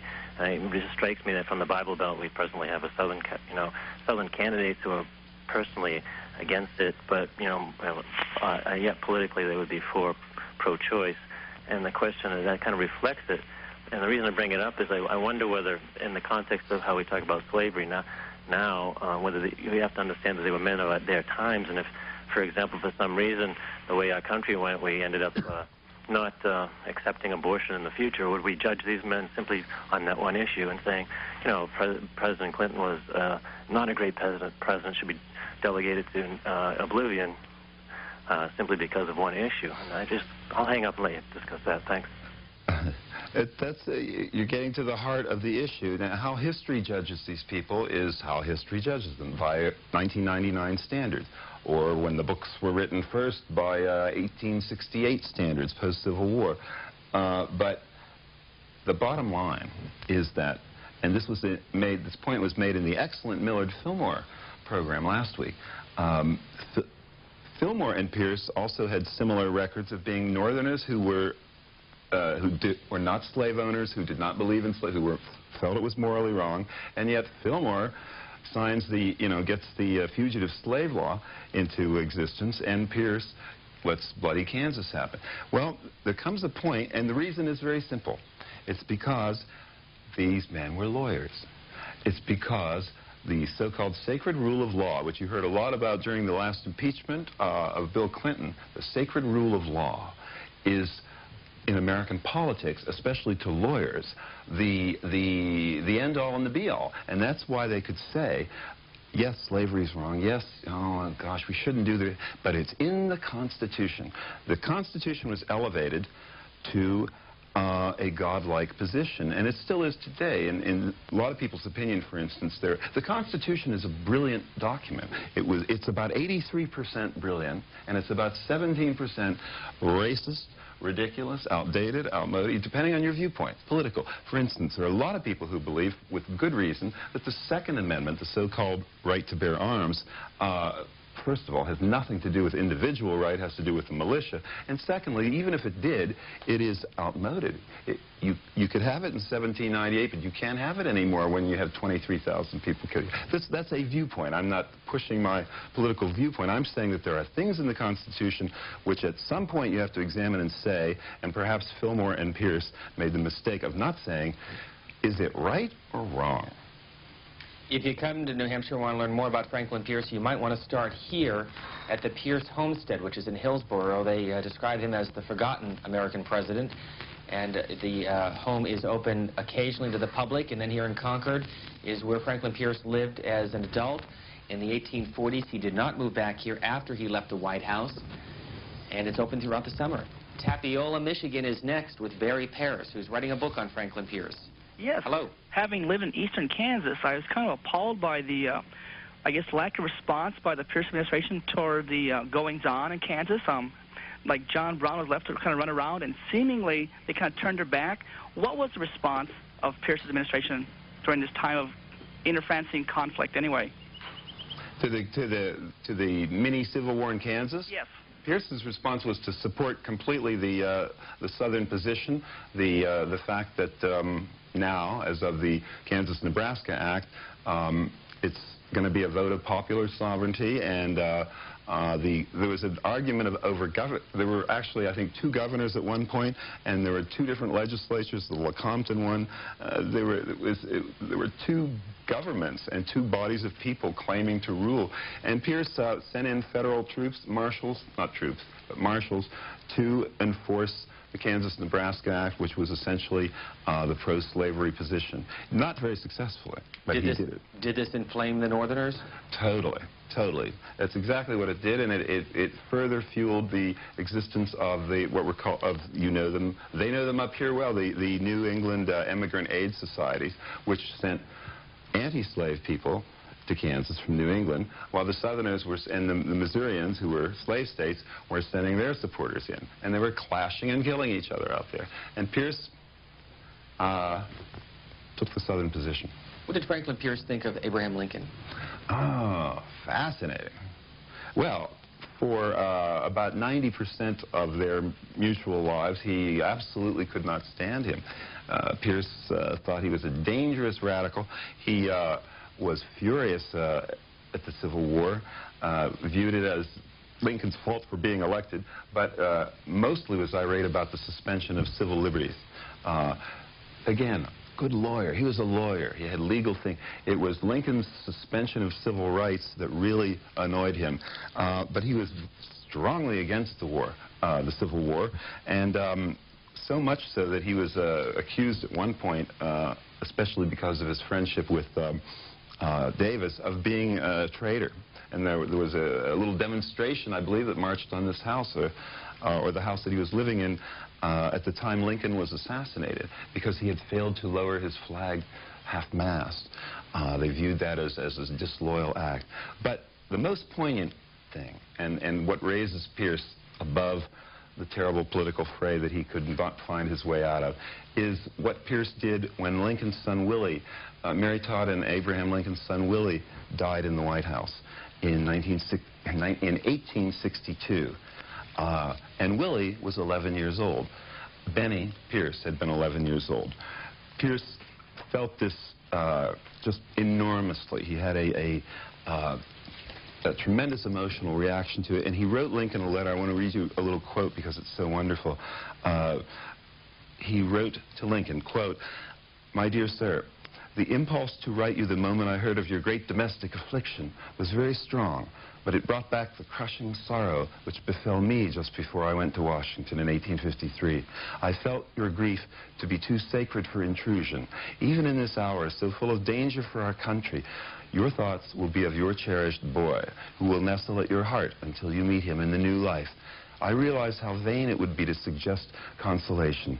There can be only one refuge in this hour, one remedy, which is to trust in him who doeth all things well, and leave time, comforter and only healer, when the heart hath bled. With Mrs. Pierce's and my own truest symphony, I am very truly your friend, Franklin Pierce." Franklin Pierce died in 1869. Abraham Lincoln was assassinated in 1865, so he saw the succession of the Lincoln administration to the Johnson administration. We'll continue with your calls and then talk with the teacher at Franklin Pierce High School. Rockville, Maryland, hello. Hi, good morning. Good morning, Mr. Paris. Morning. I wanted to know what you considered the greatest achievement of the Pierce administration and also what you considered the biggest mistake. And I wanted to tell you I really enjoyed your book on Greta Garbo, and I wanted to know what your next book's going to be after the Pierce book, and I'll hang up and listen to your answer.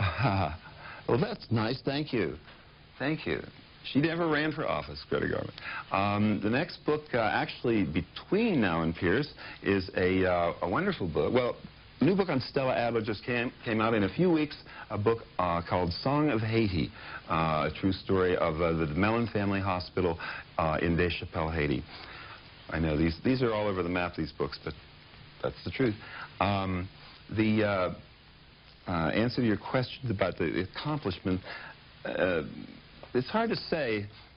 The greatest accomplishment, I suppose, in a way, and this is what the pathetic Buchanan was trying to do also, was simply to avert the war.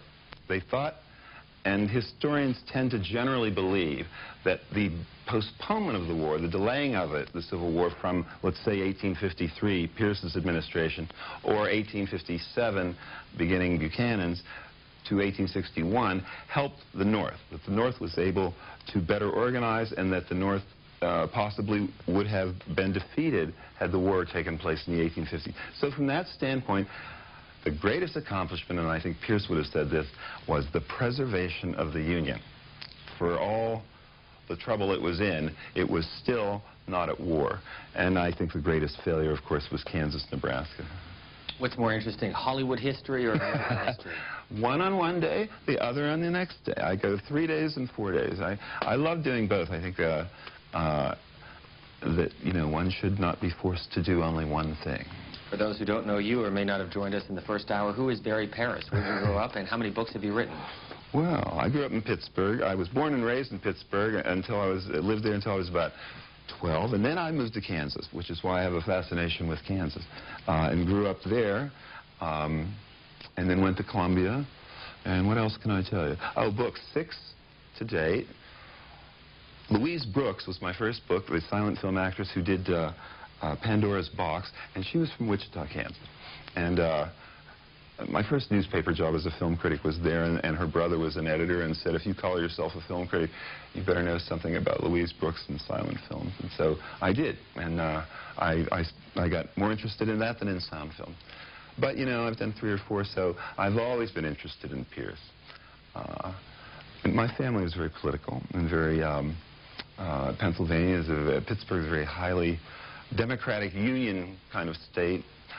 Union people, people who were supporters of Franklin Roosevelt. That was my background. Let's show you around here. We are in the parlor, the sitting room of the Pierce Manse. It's adjacent to the dining room, which has some of the china from the White House years. And a lot of the original furniture on the desk is a writing tablet that Franklin Pierce used during the time that he lived here.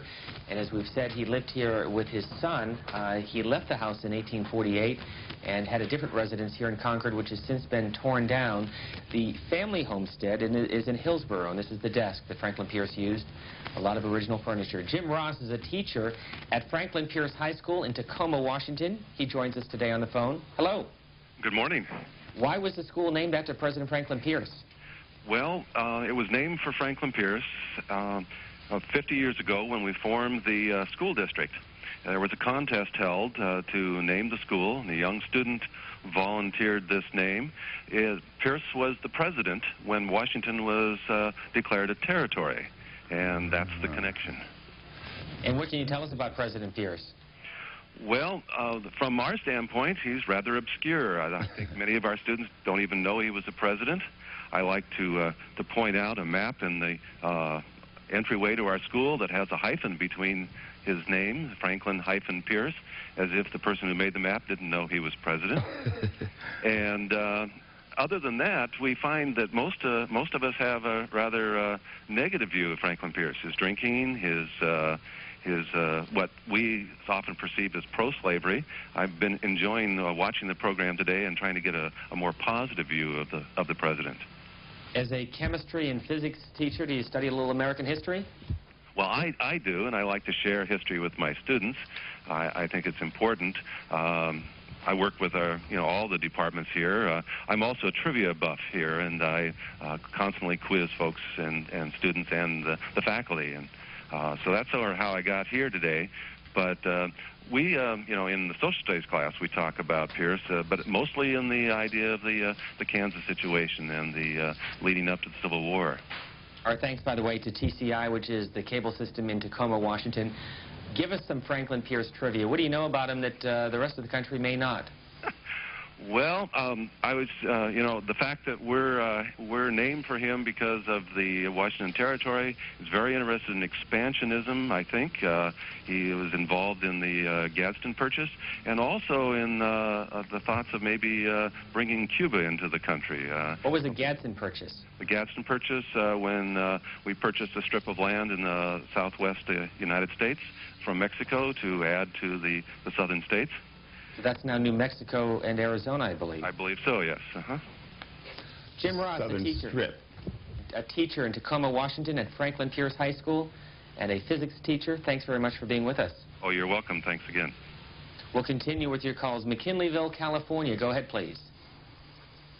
Hi.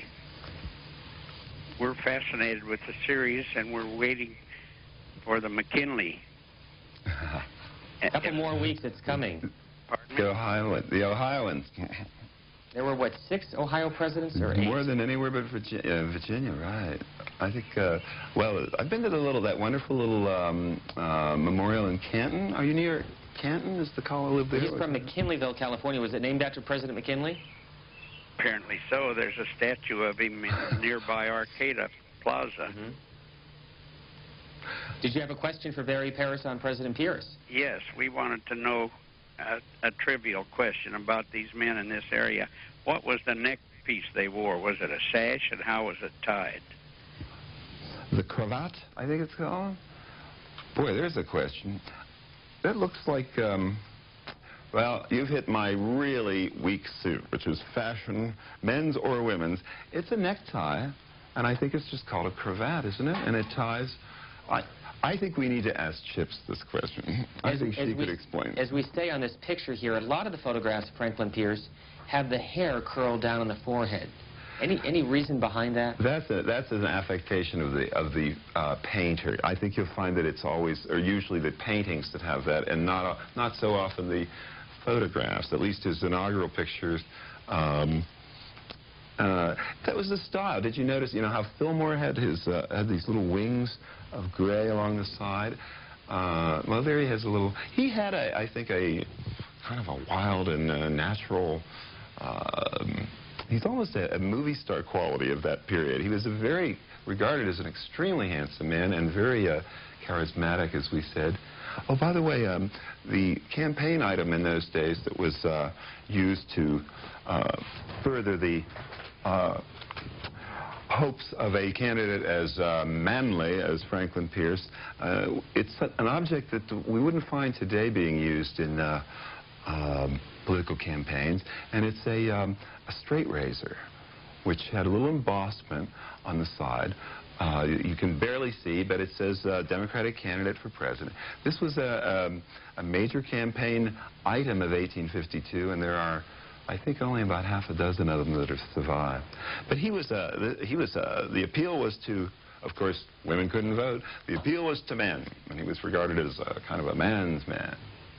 You can join us along on our website, which is www.cspan.org or americanpresidents.org. And this week, of course, our focus is Franklin Pierce. One of the letters that was called on by a viewer, the letter that Franklin Pierce wrote after he left the White House, is available on our website. You can also call our educator's number if you're a teacher and want an educator's kit for you or your classroom. It is absolutely free. A service of C-SPAN and the cable industry. 202-626-4858 is the number. Let me ask you about 1852, the nomination of Franklin Pierce. How did that come about? That was a grand and chaotic convention. Well, as we mentioned, he wasn't even nominated until the 49th ballot. And to give it to you briefly, the front runners were Stephen A. Douglas and William Marcy. Stephen A. Douglas of Illinois, William Marcy of New York, and Lewis Cass of Michigan. He had been the nominee the previous time and lost to Taylor. And also throw in James Buchanan of Pennsylvania, my home state. James Buchanan was one of the sneakiest politicians. Fascinating man. He had one brown eye and one blue eye, but that's next week. We won't talk about him too much this week. But he wanted the nomination in 1852. And thought he deserved it more than Pierce. They all did. And after ballot, no one would budge. A few votes different either way. They went through some other candidates. Pierce was literally the only person who didn't have enough enemies, or was so little known that, and they were exhausted. They just wanted to get out of Baltimore. It was supposed to be 100 and some degrees. It was the middle of summer. And curiously, the Whigs had their convention in the exact same spot 3 weeks later. They were being very masochistic that year, and having it in hot, sweltering Baltimore. And the Whigs took 53 ballots to nominate Winfield Scott. One of the first callers had brought up a point that is in one of the books that we read on Franklin Pierce, and that is that his wife found out after he was elected that he had tried for a year to become the nominee of his party. How did all of that come about, and how did that affect his relationship with Jane Pierce? Well, that is the allegation, that he had tried for a year. I think that the reality was that he allowed his friends to push his nomination. And it was, you know, Richard Nixon's word, deniability. He had, or thought he had, deniability on it because he did not tell anyone to go out and do this for him, but they did, and he was aware of what they were doing. And it affected their relationship very negatively, but I think it would have blown over if it hadn't been for the horrendous railroad accident in which they lost their son. Where was Franklin Pierce when he was nominated? Where was he? He was in New Hampshire, as always. The candidates in those days did not go to the convention. That's an interesting point. It was not done. It was considered improper. You stayed home and you let your people push your candidacy. And, well, for that matter, they rarely even campaigned once they had the nomination. It was only, well, it was around this time, actually, more closer to Lincoln would be a better example, that the candidates actually went out and gave speeches. You've heard the term front porch campaign. They tended to stay there. It was regarded as more dignified just to stay at home and let the newspapers, for and against you, wage the battle. It was a more dignified process in those days. And even people like Davis, I don't want to appear to malign Davis. Davis was a brilliant man and a good friend to Pierce. And it wasn't all calculated, but some of it was. Somebody mentioned two things I have to go back to because they're real important. Speaking of Davis, the Gadsden Purchase was basically Davis's idea because he and the South wanted a railroad that would go the southern route rather than the northern route, because that would make all of the West dependent on the South rather than the North for its economic lifeline. That's why they got the Gadsden Purchase, and it was just that little strip at the bottom of New Mexico and Arizona, and it was the last change in the boundary of the territorial United States. More interesting and related to the slavery issue is that Cuba, there was a mention of Cuba. The South was desperate to annex Cuba. The North was violently opposed to it. The South was terrified that Spain was going to, quote-unquote, Africanize Cuba the way France had done to Haiti. In other words, when the French didn't do it, the Haitians threw them out because the French were so greedy that there were 11 slaves to every one Frenchman at the time of the Toussaint Louverture Revolution. The South, was afraid that the same thing was going to happen in Cuba, that it would be run by former slaves, that it would be a bastion of anti-slave activity against the United States, and they wanted to make it a state. And Pierce tended to agree with them, but the North on this issue put its foot down. Franklin Pierce left the Senate, came back to New Hampshire, practiced law, and then in 1846 enlisted as a private and then became a brigadier general, moving up the ranks in the Mexican War. At the end of the hallway here, the Pierce Manse in Concord, New Hampshire, is a trunk that has his name, Brigadier General Pierce. It's available to those of you who come by. You can get a sense of what it looked like, and one would assume he had all his personal belongings inside that trunk. Jackson, Mississippi is next. Good morning. Good morning. This is Ella Marie Hamill from Jackson, Mississippi. I wanted to ask earlier, and I'm just now getting in, what party did Davis belong to, and what party was the South? And why is nothing mentioned about the South other than the slavery issue, when it is my understanding that the South has always been for states' rights and still is, and that at the time of before the Civil War, that was a very important part of the South's view, and I wonder why nothing is ever said about that, or am I mistaken? No, you're very well. You have not emphasized properly. I've not used the term Democratic Party enough to make it clear to people that both Pierce and Jefferson Davis were good Democrats. They were in the Andrew Jackson tradition. And it's interesting how you make a very good point. New Hampshire, of all places, was very similar to the South in Democratic Party terms. And the key words are the words you use, states' rights. It was all about states' rights. Pierce was such a conservative on states' rights, and Pierce from New Hampshire, like the Southerners, on different states' rights issues, that Pierce even rejected a little authorization for Dorothea Dix and her mental asylum because he didn't think the federal government had a right to even be in that business. He took it so literally. He was such a strict constitutionalist. Anyway, so was the South, and that's why he got along real well with Jefferson Davis. And we should not pretend that slavery was the only defining characteristic of the South. There were, you know, first of all, most of our first half dozen presidents came from the South. The Revolution came from the South, but so did the Civil War. And to the caller in Jackson, Mississippi, Jefferson Davis, of course, served as president of the Confederacy. Richmond was the capital, and as part of this series, we will take a special look at Jefferson Davis and his contribution not only during the Pierce administration but also during the Civil War and the years that followed. Our next call is from Topeka, Kansas. Hello. Yes, I have a question and a little bit of trivia for Mr. Pierce. This is the capital city, and in the older central part of the city, all the streets are named in succession for the presidents. When you get to Fillmore, the next street between Fillmore and Buchanan is Clay, and it's conspicuously absent. I wondered, could you answer that question for me?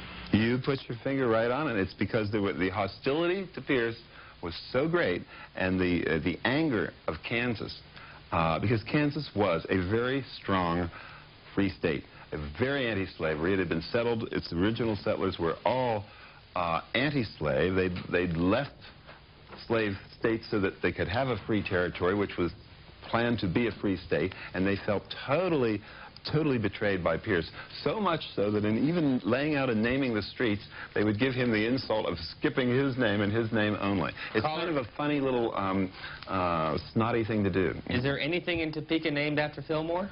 Or Pierce, I mean? Pierce? Not that I know of. And No. Hayes also is absent. Hayes is too. Is that because he stole the election from Tilden? I don't know why. I'd be interested to know that. Thank you for sharing that with us from Topeka, Kansas. I have one other thing to share with you about Jefferson Davis that is my favorite fact about Jefferson Davis, and that is that Jefferson Davis was the one who came up with the idea as Secretary of War to import camels as an experiment. It had been done in a European country that I can't remember. Everybody thought he was crazy, but he imported 35 camels and 35 camel drivers from Arabia, and they were stocked. They were put in New Mexico and Arizona, not too far from the Gadsden Purchase and where this railroad was supposed to, because they could cross the desert without needing water. And they were going to, he thought, revolutionize the army, and they were going to do away with horses. And because this is what people did in Arabia.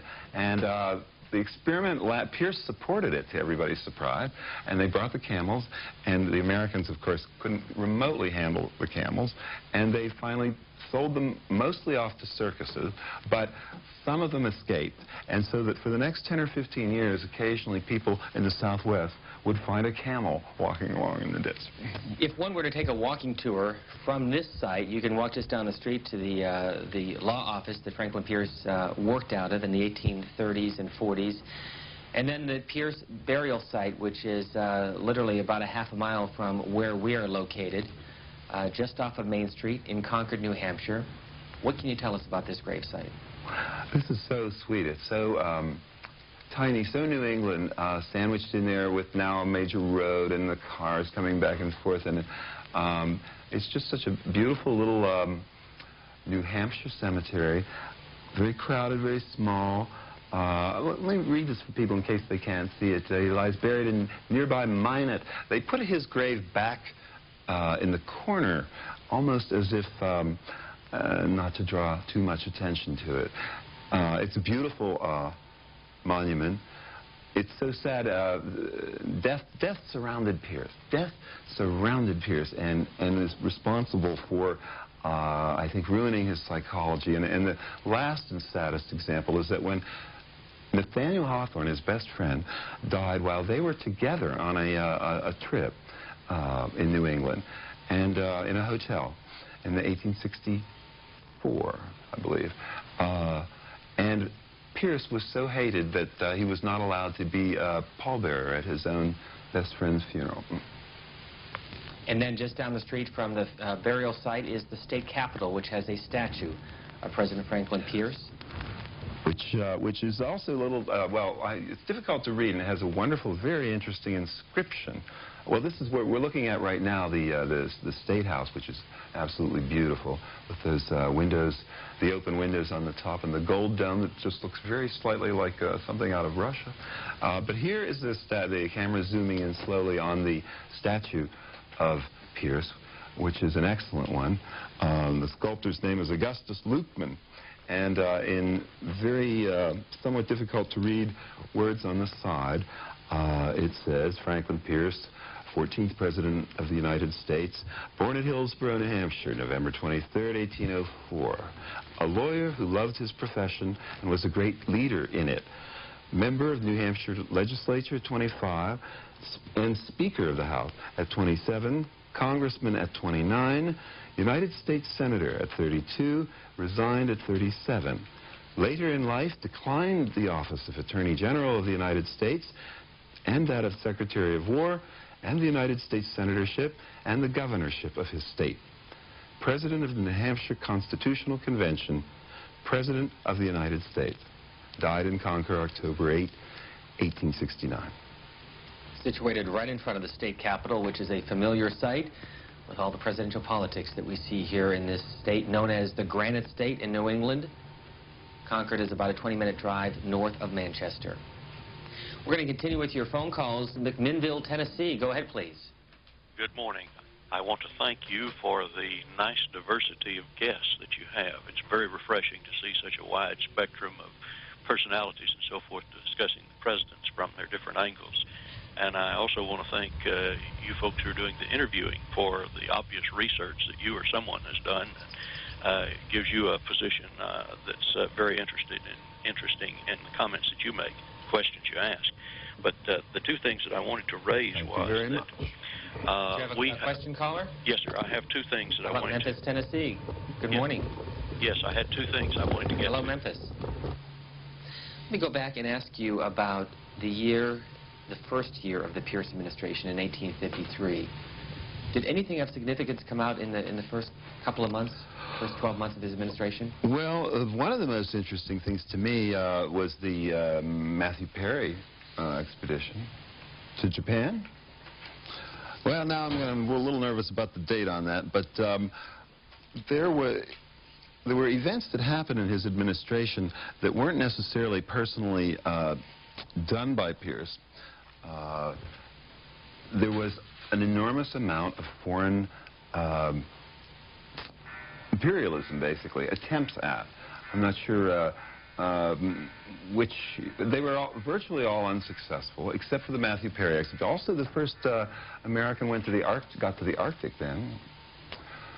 There were these efforts, and the first efforts to buy or take Hawaii and Alaska took place in Pierce's administration. Neither of them succeeded, but they paved the way for what was to come. In his inaugural address, which I think he was the first to memorize, that's right, he talked about peace and prosperity. Are there any parallels to what he addressed in 1853 and what our politicians are addressing today in 1999?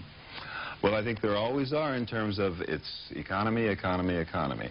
And it was... I think it was a pretty booming economy then. There were concerns. There was the battle over who was going to get the West, who was going to get the markets in the West. That meant money. That's why they called the Mexican War the Southern War. Yeah, I think it's always about the economy. I think, although there was only one thing that was bigger and that could overshadow that, and that was slavery, Frank. You cannot get around it. You cannot emphasize it too much. Pierce, the disaster that overtook him personally, politically, not even being renominated, had nothing to do with the economy. It had only to do with slavery. It's an issue that can't be exaggerated. And there's a very interesting piece in the New York Times recently, about a week ago, as a matter of fact, about the 20 or 37 new books on slavery have come out just this year.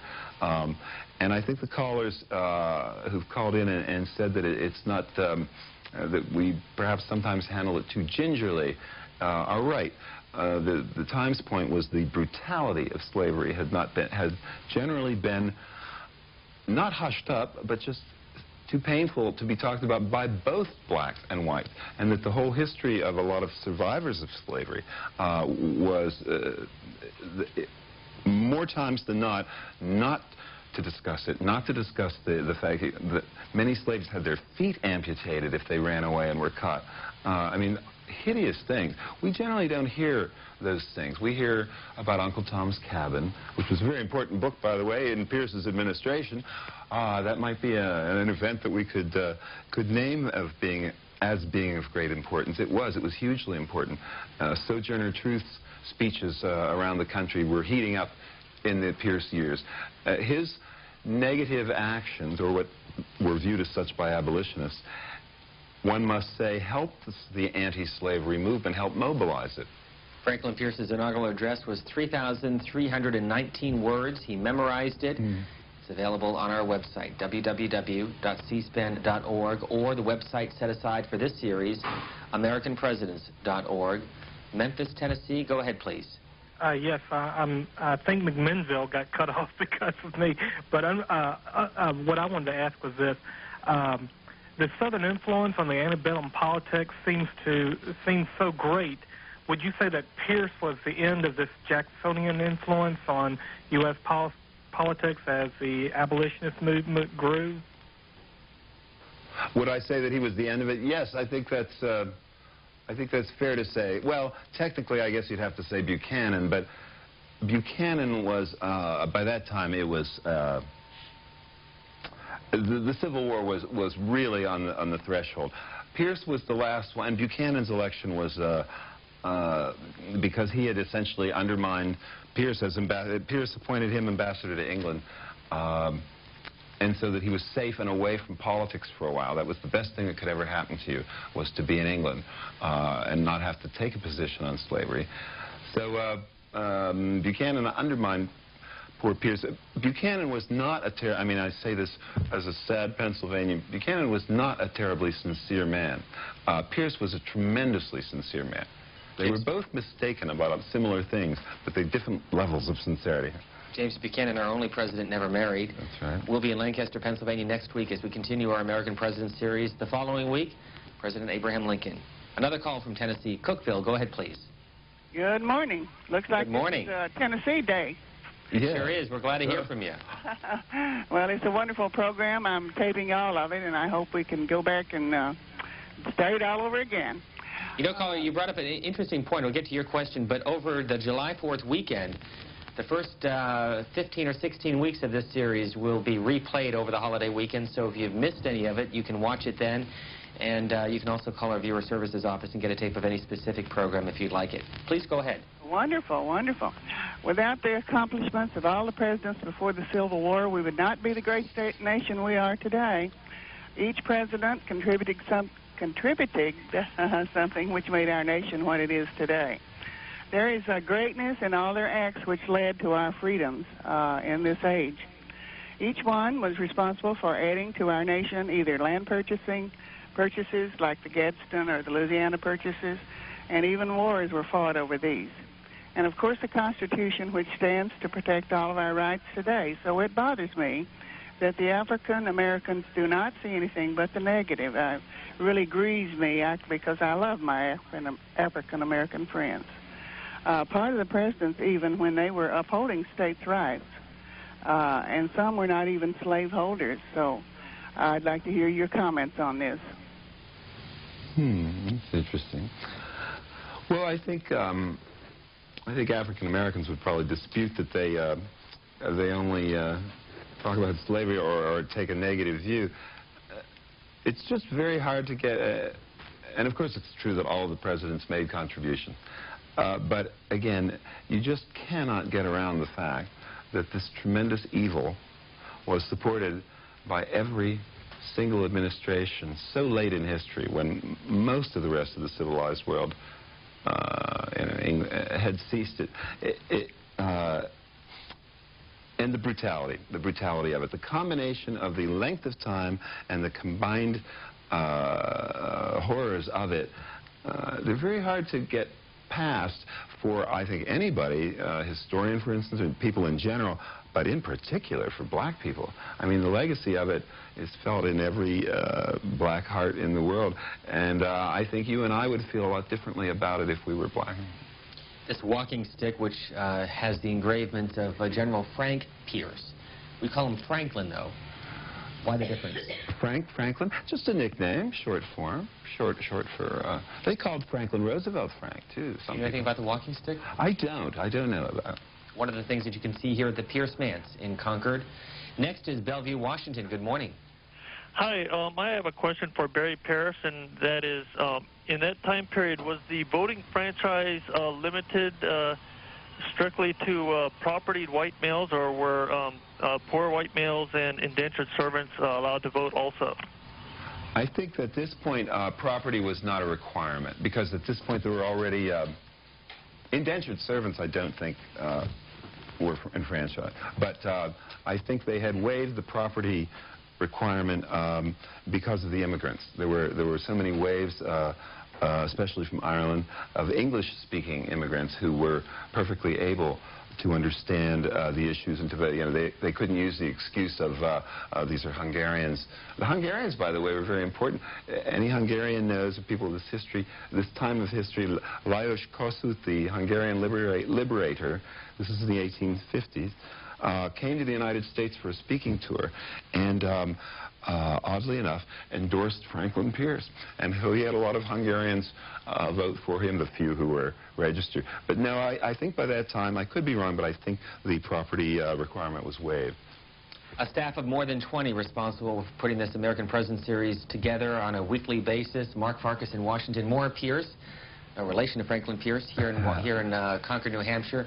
Sherry Sanders Smith and Eric Hansen are the two leading crew chiefs who have been the folks behind the scenes, and a whole cast of other people here behind the cameras, audio, the C-SPAN bus, our technical folks. Our thanks to all of them for helping put this project together.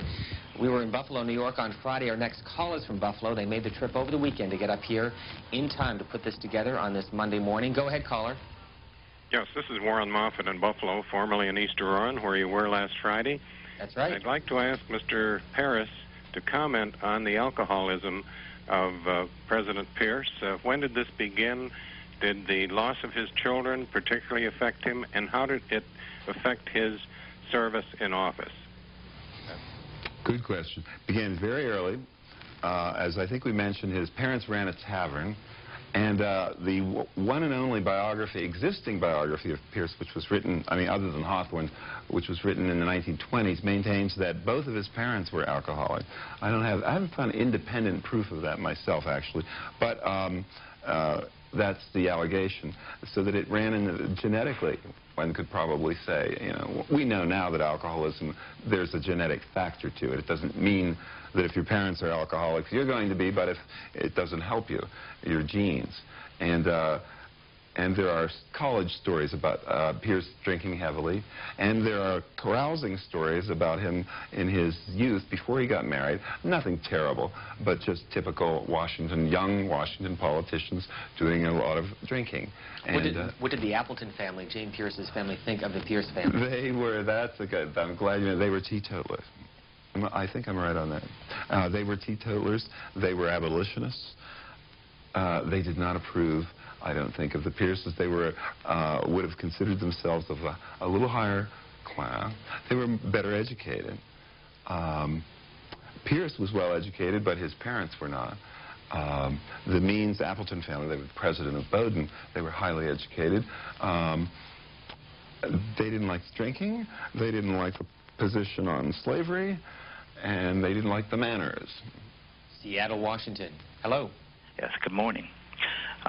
First of all, I'm a black caller, and I want to say that I resent the statements of the caller, the previous caller.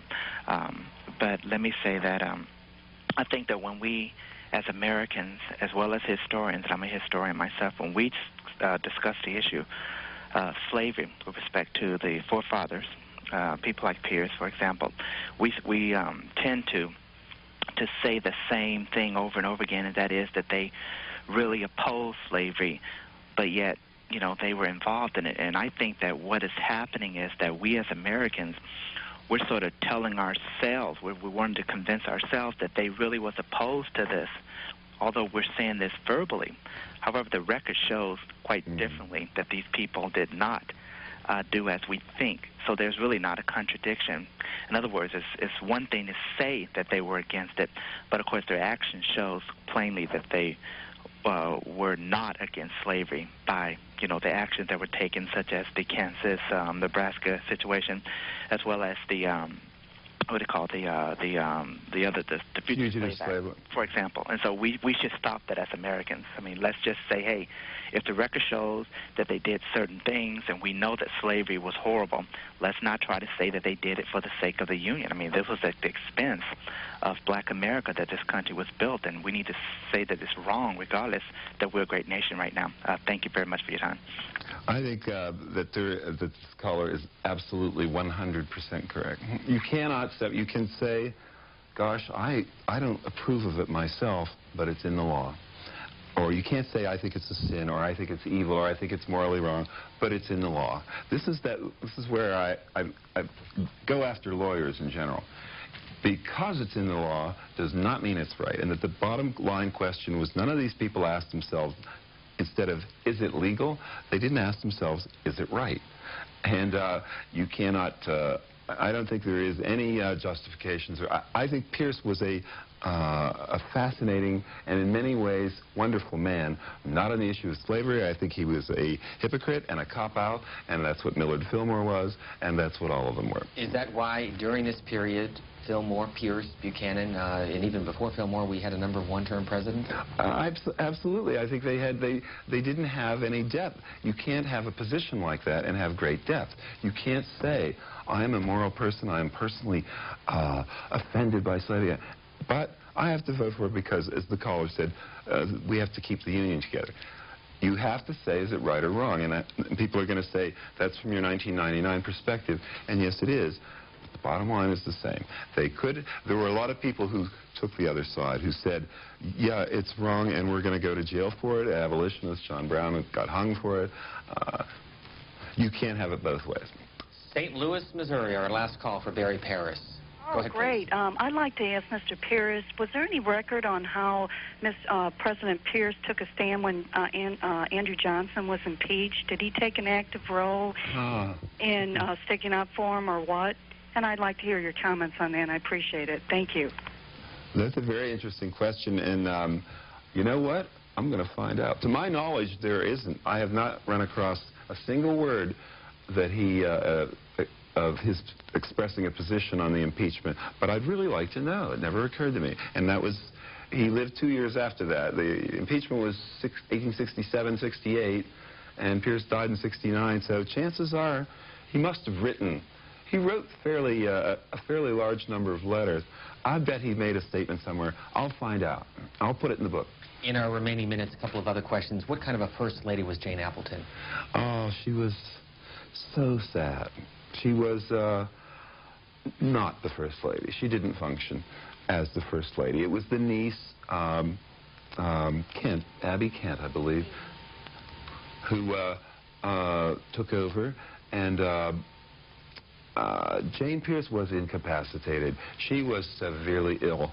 I don't know how she, and he really, in a way, functioned at all after the tragedy. I think that they tried to rise to the occasion, and they did as human beings. I don't think he made too many correct political decisions.